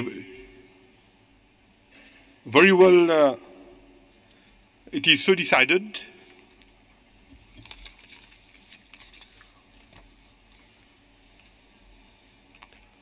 I now give the floor to the submitting states in the alphabetical order. First, the Democratic People's Republic of Korea, followed by the Republic of Korea.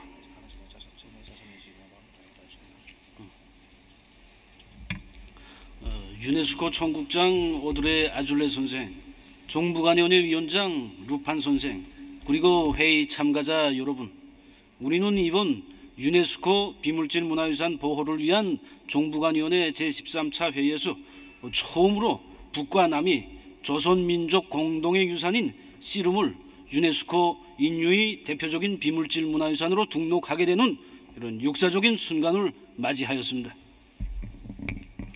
Excellency Audrey Azoulay, Director General of UNESCO, Minister Rupan, Chairperson of the Intergovernmental Committee, committee members, and all the participants. It is a great honor to be here at this very significant 13th session of the Intergovernmental Committee for the Safeguarding of Intangible Cultural Heritage, which represents a historic milestone for the North and South of Korea, bringing about the joint inscription of the traditional Korean wrestling serum, a common asset of whole Korean nation, onto the representative list of the intangible cultural heritage of humanity. Here, we all together are witnessing a momentous and memorable event. It confirmed to the eyes of the world the common aspirations and longing of the Koreans to be one and to sustain and carry forward its homogeneity, calling upon all its compatriots to cherish and foster the great national unity. It is highlighted the unstinting support and wish of the international community for peace and prosperity in the Korean Peninsula.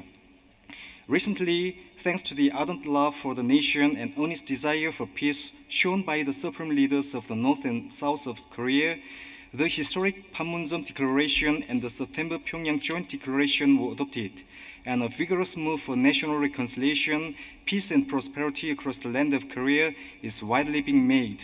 Thus, the joint inscription of the element also highlights the unshakable will and heartfelt desire of all Koreans to add glory to the new era of peace and prosperity.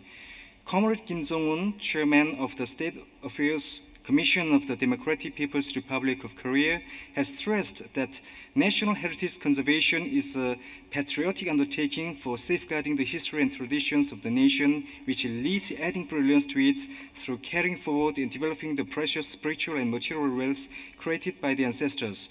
And he also stressed the need to carry forward and develop traditional music, dance, and fine arts very conducive to the sense of national identity, and to promote national sports, including taekwondo and serum, encourage people to play such folk games as oud and top spinning. The joint inscription of serum as the first ever fruition, born of both sides' joint efforts in the safeguarding of Ice Age, will make an important landmark on the road of Korean national gigantic endeavor for the unity of the Korean Peninsula. In conformity with the unanimous aspiration of the entire Korean nation and the principles of the Convention, we will, in the future, promote international exchange and cooperation in the field of safeguarding of ICH, and also fulfill the responsibility of ensuring the cultural diversity of humanity and its sustainable development, peace and prosperity of the world. 끝으로 나눈 이번 기회에 북과 남의 화해와 협력의 분위기를 귀중히 여기고 유산의 공동 등록을 위해 관례를 벗어나 특례적인 조치를 취하면서 아낌없는 노력을 기울인 유네스코 총국장 선생을 비롯한 여러 인사들에게 깊은 사의를 표합니다. 감사합니다. Availing myself of this opportunity, I'd like to express our thanks to the Director General of UNESCO, Chairperson, and members of the Intergovernmental Committee, as well as different participants to this session, for the hearty support to the atmosphere of Korean national reconciliation and cooperation with this joint inscription, technically unprecedented and exceptional. Thank you for your attention.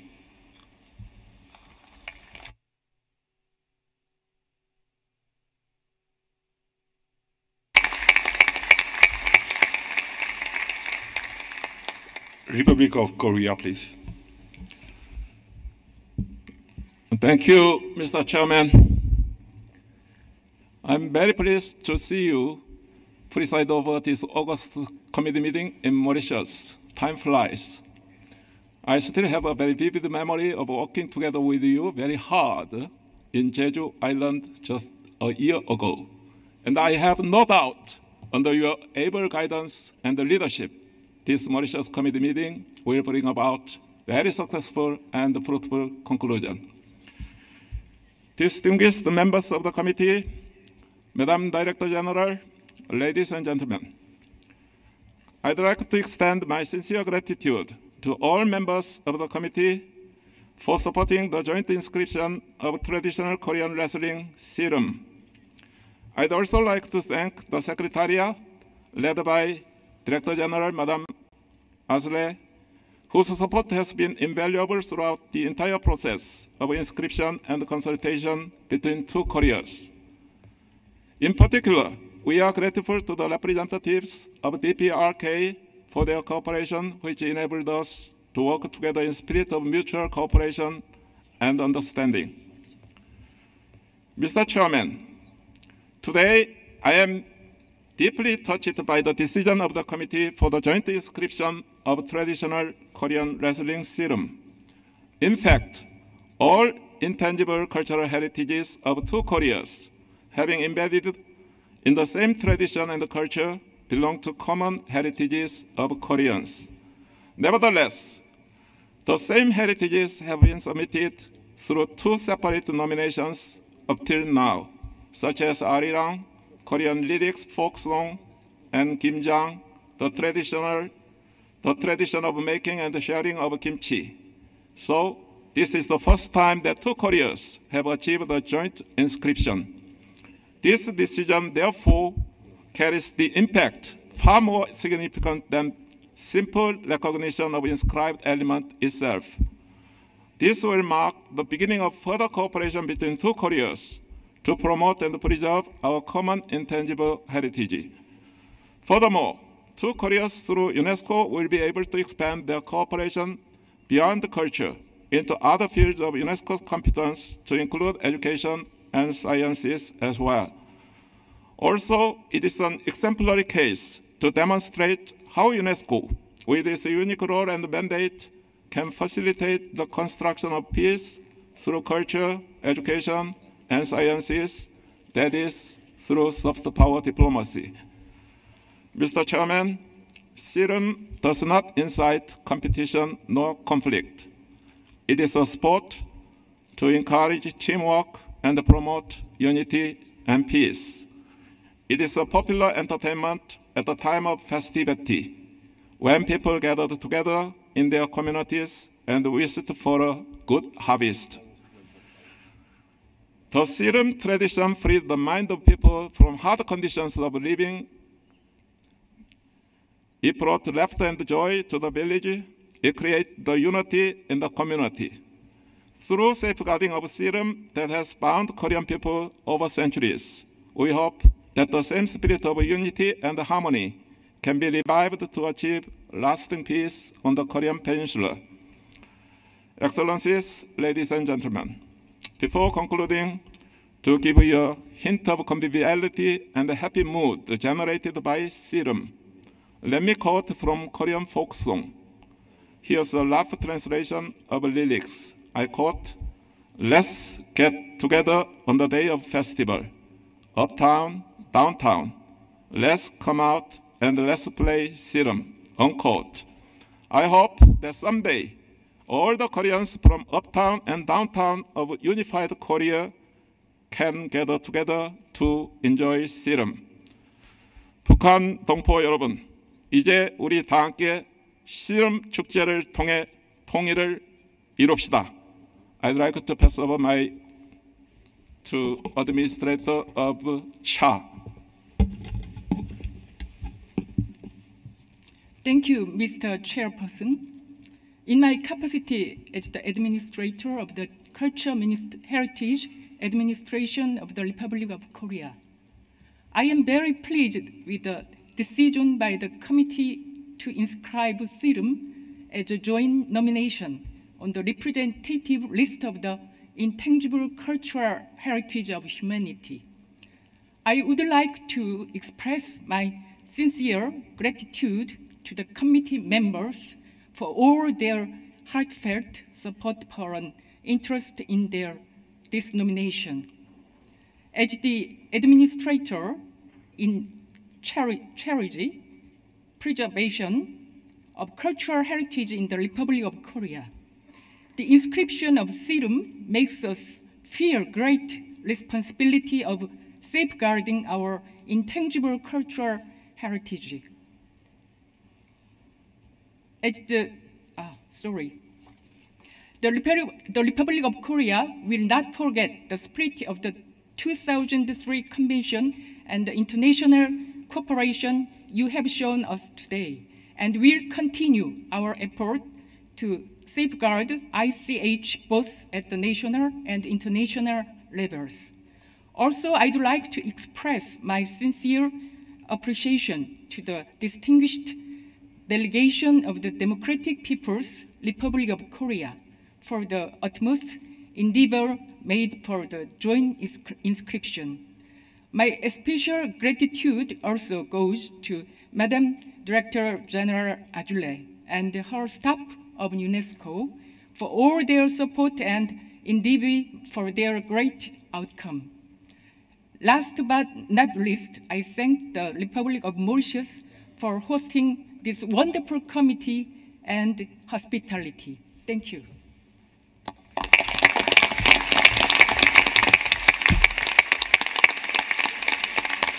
Thank you so much. May I now invite the delegations of the Democratic People's Republic of Korea and the Republic of Korea to come to the stage next to the podium for a photo call with the Director General.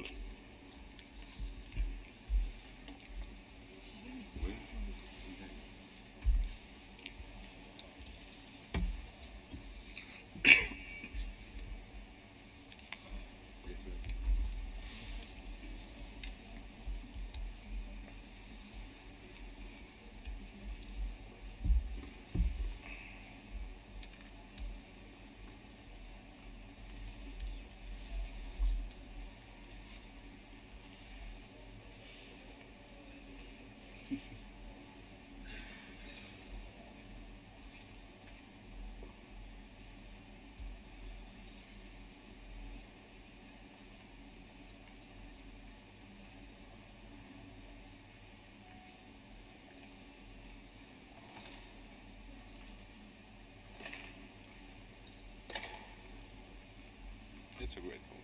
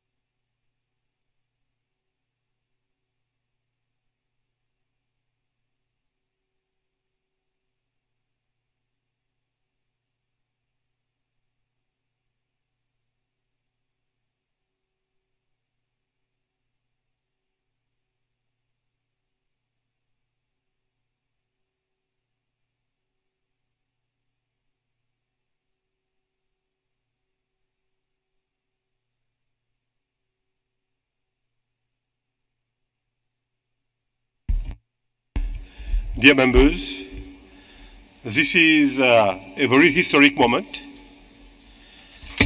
This is the end of the morning session. In the afternoon, we will continue where we left off with item 5 after the lunch break. Before that, I wish to inform you that a press conference will be held from 12:30 in the room Kestrel Hall on the first floor. The press conference will be organized in two parts. The first part will be dedicated to the joint inscription of the on the representative list of traditional Korean wrestling, Cerium, in presence of UNESCO's Director General, representative from both Democratic People's Republic of Korea and the Republic of Korea. The second part of the press conference will then focus on other important issues on the agenda of the 13th session of the committee. Before you leave the room, allow me to also mention that the event, Dive into Intangible Cultural Heritage, will take place from 1:30 p.m. in the atrium, which is a space just outside this meeting room. This event will be presented by the Assistant Director General for Culture, Mr. Ernesto Oton. Let me also tell you about the lunch arrangements. The committee members are invited to go upstairs for their meal. For the other participants, there will be lunch area in the lobby in front of the room.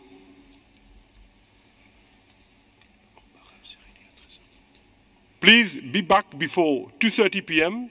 so that we can start promptly our afternoon session. I have also an announcement for Arab group who are meeting at 13:30 hours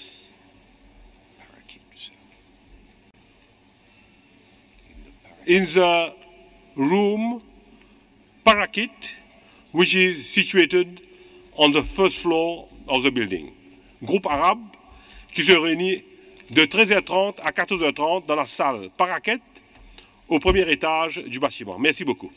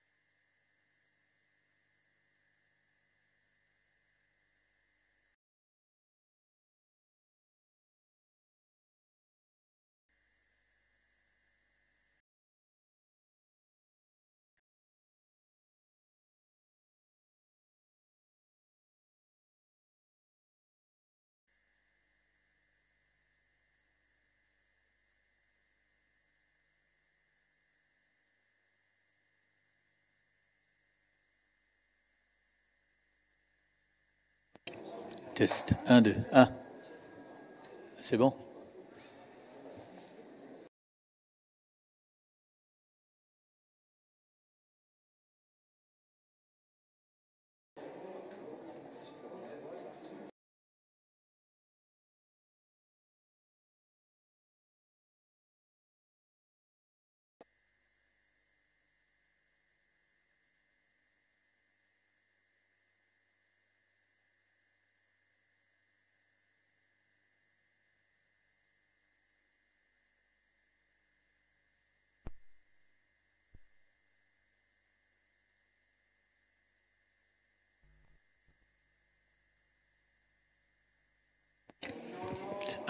Un, deux. Je vous entends sur le 2. C'est bon. Ok, d'accord. C'est bon. Oui. On est sur le 1 ou sur le 2 là? Ah oui. Oui, c'est bon. Oui. Canal 1. C'est bon. Oui, je vous entends. Ok, merci.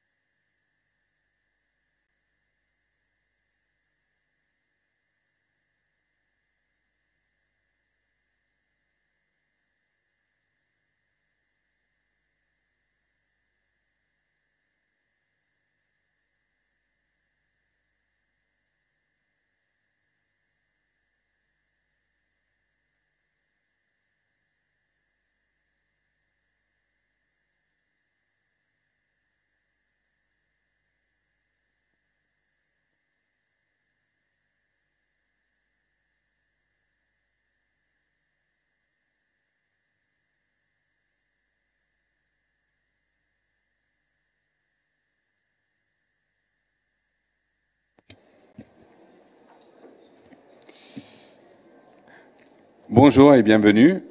Donc pour ce point de presse où nous sommes en train de célébrer, c'est prévu en anglais et en français l'interprétation. Le comité de sauvegarde du patrimoine culturel immatériel vient d'adopter une décision historique qui sans doute nous réjouit tous. Et sans plus tarder, je passe maintenant la parole à Madame Azoulay, directrice générale de l'UNESCO. Thank you very much.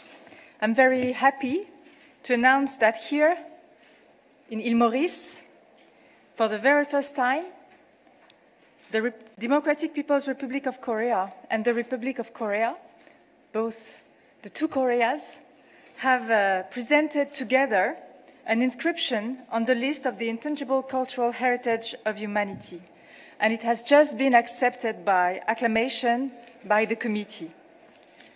The Korean traditional wrestling that has just been inscribed has a profound meaning for all Koreans across the peninsula. It dates back thousands of years, and it's both a national sport and a popular practice. The fact that for the very first time the two countries have merged their respective application is unprecedented. It is highly symbolic, and it reminds us of the power of cultural heritage for dialogue and for peace. And I want to thank the authorities of both countries, UNESCO, to support these dynamics of reconciliation and peace through all the mandates of UNESCO. Thank you very much. It's a very first time that this happens, and we are, I want to say, all the more happy that it takes place in a country where diversity reinforces society and is at the core of the mantra of the country. Thank you very much.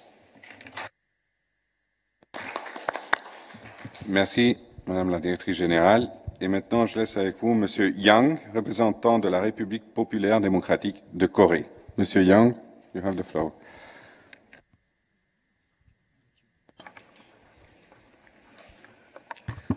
참가자 여러분, 오늘 비물질 문화유산 보호를 위한 정부간위원회 제13차 회의에서 조선의 전통 예술인 씨름이 인류의 대표적인 비물질 문화유산으로 등록된 데 대해서 우리는 대단히 기쁘게 생각합니다. Ladies and gentlemen, it is a great pleasure for us to have an inscription of the traditional Korean wrestling serum as a joint element on the representative list of the Intangible Cultural Heritage of Humanity at this 13th session of the Intergovernmental Committee for the Safeguarding of the Intangible Cultural Heritage. 나는 이 자리를 빌어 우리 비물질 문화유산 공동 등록 제안을 쾌히 받아주고 그 실현을 위해서 아낌없는 노력을 기울여준 오드레 아줄레 유네스코 총국장 선생과 기구 소기국 일꾼들, 정부간위원회 송원국들에게 진심으로 되는 사의를 표합니다.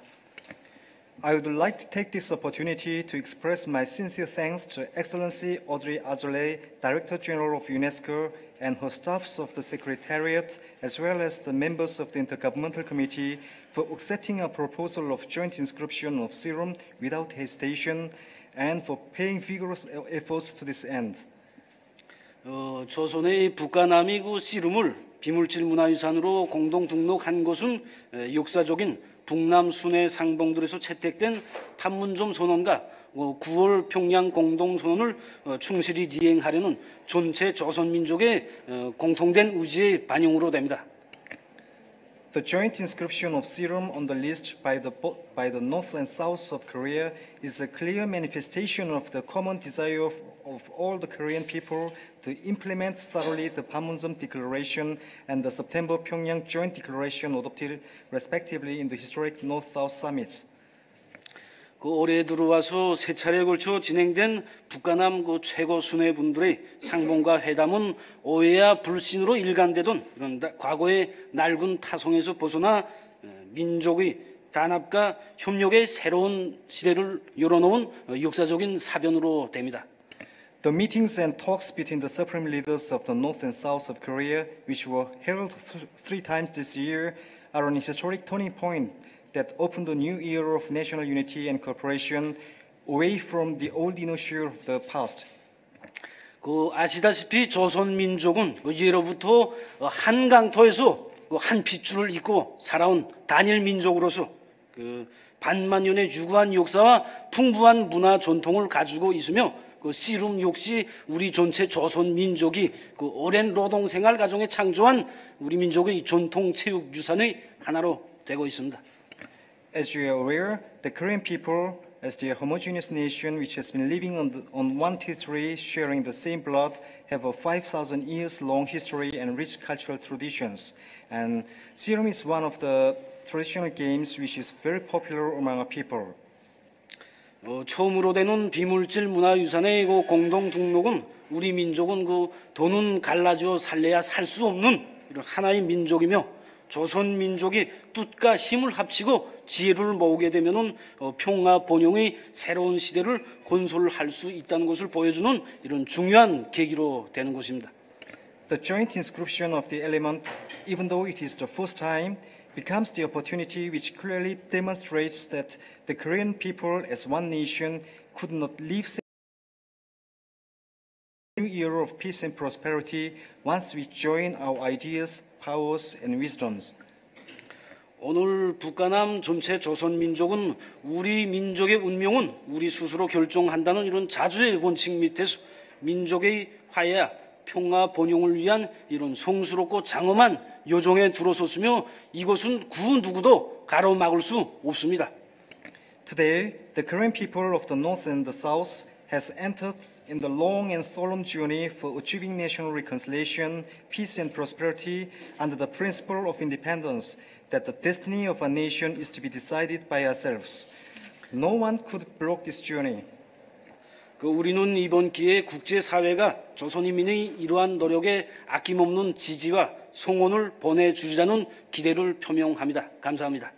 I would like to take this opportunity to express our hope that this effort of our people will get an unsparing support and encouragement of the international community. I thank you for your kind listening.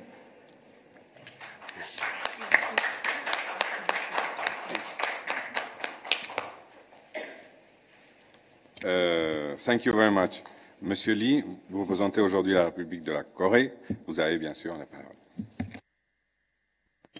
Thank you. Yeah, because I didn't expect that the delegate of DPRK make such a wonderful and very good statement. So I was informed by Secretariat today there will be no statement from both sides. So I'd like to make a very improvised, very short speech. And I have no objection because I echo what North Korean delegate just said.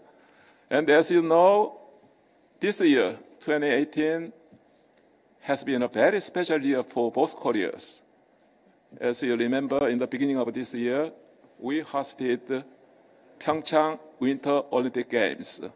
And that Winter Olympic Games has paved the way for dialogue process between North and South Korea. And from that time on, between two leaders, President Moon of South Korea and the North Korean leader, Kim Jong-un, they proceeded to 3 rounds of summit talks, 2 times in Panmunjom, and the last one held in Pyongyang, North Korean capital.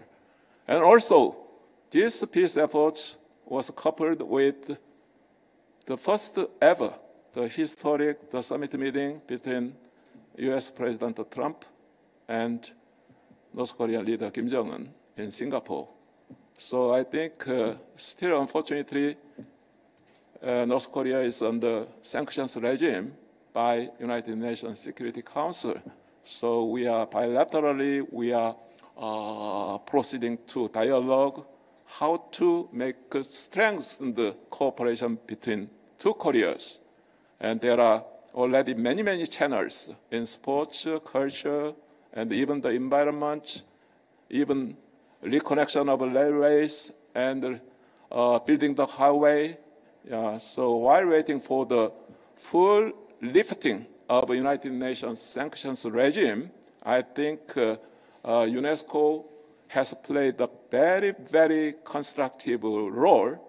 And as you know, the UNESCO is dealing with something different from the hard power diplomacy, not through military might or through huge scale of economic or trade assistance, but rather we are dealing with through cooperation in the fields of education, culture, sciences, and communication, the information, etc. So soft power diplomacy.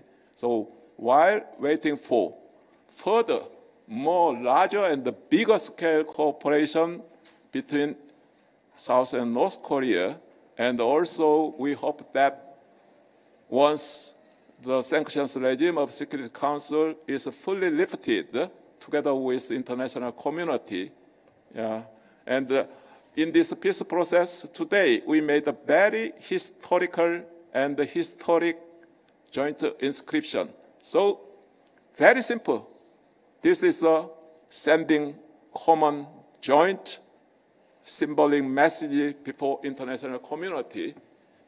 Two Koreas will work together to consolidate the peace and the prosperity on the Korean Peninsula. And very briefly, I think serum is a form of very popular Korean sport shared by two Korean people. And it was since more than 1,600 years ago. So today, the joint inscription by UNESCO, by the mediation and facilitation of Director General, Madame Azule, it's, I think, made us to realize, to restore the confidence and the trust, and also we are, as rightly pointed out, North Korean, the representative Director Jang, we are just one. We are using just one same language, same culture, and everything, same DNA. So by sending a symbolic political message today, I think we have succeeded in restoring little by little homogeneity and also the same identity. We are one. And the words here in Mauritius Committee, we set some groundwork and we created the mood for peace. So the peace was conceived in this beautiful island of Mauritius, and the bigger consolidated peace mechanism and peace architecture will be delivered on Korean Peninsula in the future based upon the agreement that we have achieved today. Thank you so much. Merci, Monsieur Lee. On me demande une dernière photographie ici, au podium. Et puis après, on laisse Tim Curtis et le président chairperson pour pouvoir répondre à la conférence de presse. Merci beaucoup.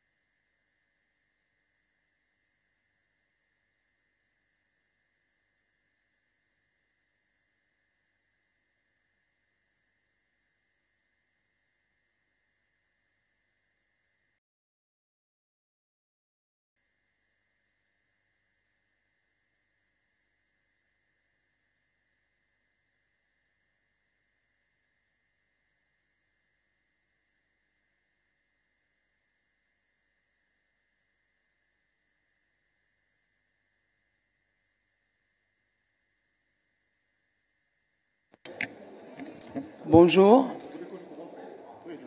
Okay.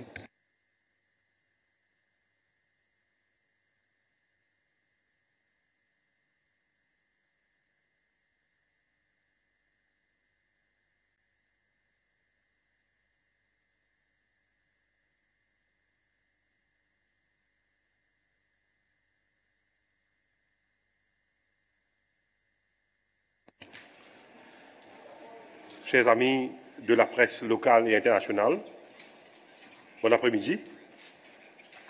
Pour nous, en tant que pays hôte, c'est un honneur d'accueillir cette conférence de si haute envergure, réunissant plus de 750 délégués venus de quelques 127 pays à travers le monde. En tant que président du comité intergouvernemental, pour nous avoir accordé la chance d'accueillir cet événement à Maurice. C'est un honneur pour nous de pouvoir aussi accueillir la directrice générale de l'UNESCO, Mme Audrey Azoulay. Maurice attache beaucoup d'importance à la sauvegarde du patrimoine, que ce soit matériel ou immatériel. D'ailleurs, Maurice est signataire de plusieurs conventions relatives à la sauvegarde et la gestion de notre patrimoine culturel. En 2004, nous étions le deuxième État membre à avoir signé la Convention de 2003 pour la sauvegarde du patrimoine culturel immatériel. En accueillant cette conférence, c'est une nouvelle occasion pour nous de démontrer que nous partageons les idéaux de l'UNESCO.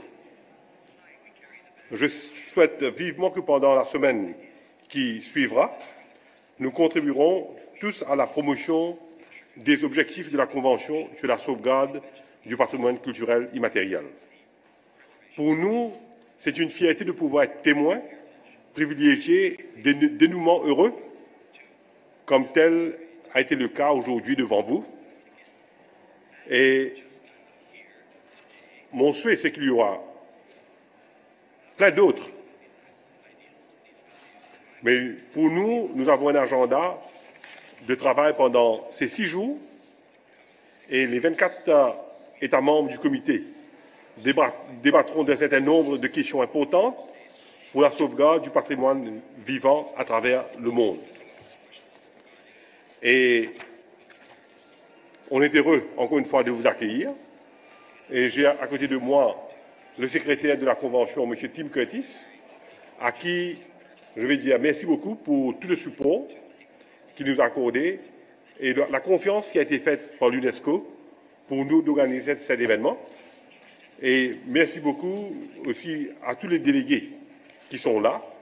On a commencé à partager notre culture depuis hier et je suis sûr qu'ensemble, nous allons passer une très bonne semaine, apprendre chacun des autres et s'enrichir culturellement en ayant la possibilité de découvrir plusieurs types de richesses immatérielles à travers les différentes inscriptions qu'on aura.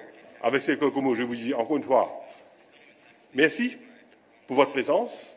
Et naturellement, on est là s'il y a des éclaircissements sur la conférence. Et je vais demander à M. Tim Curtis de nous dire quelques mots avant de vous passer la parole. Merci, Monsieur le ministre et président de la 13e session du comité intergouvernemental. If you don't mind, I'll just say a few words in English.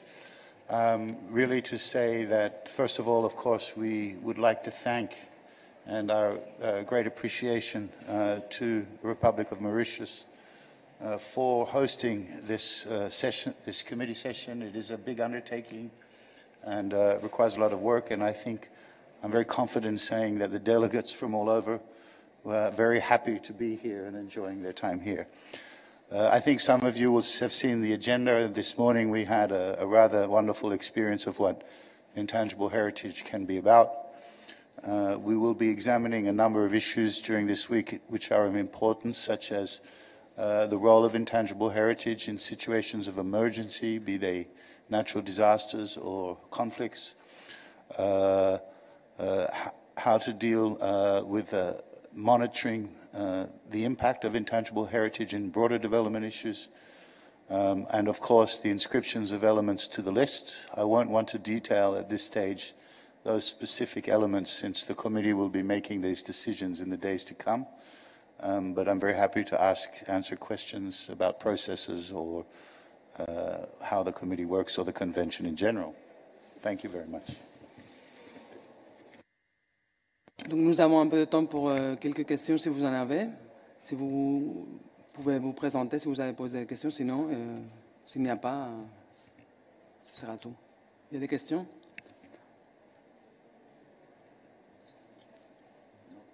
Il n'y a pas? D'accord. Merci beaucoup. Merci beaucoup encore une fois.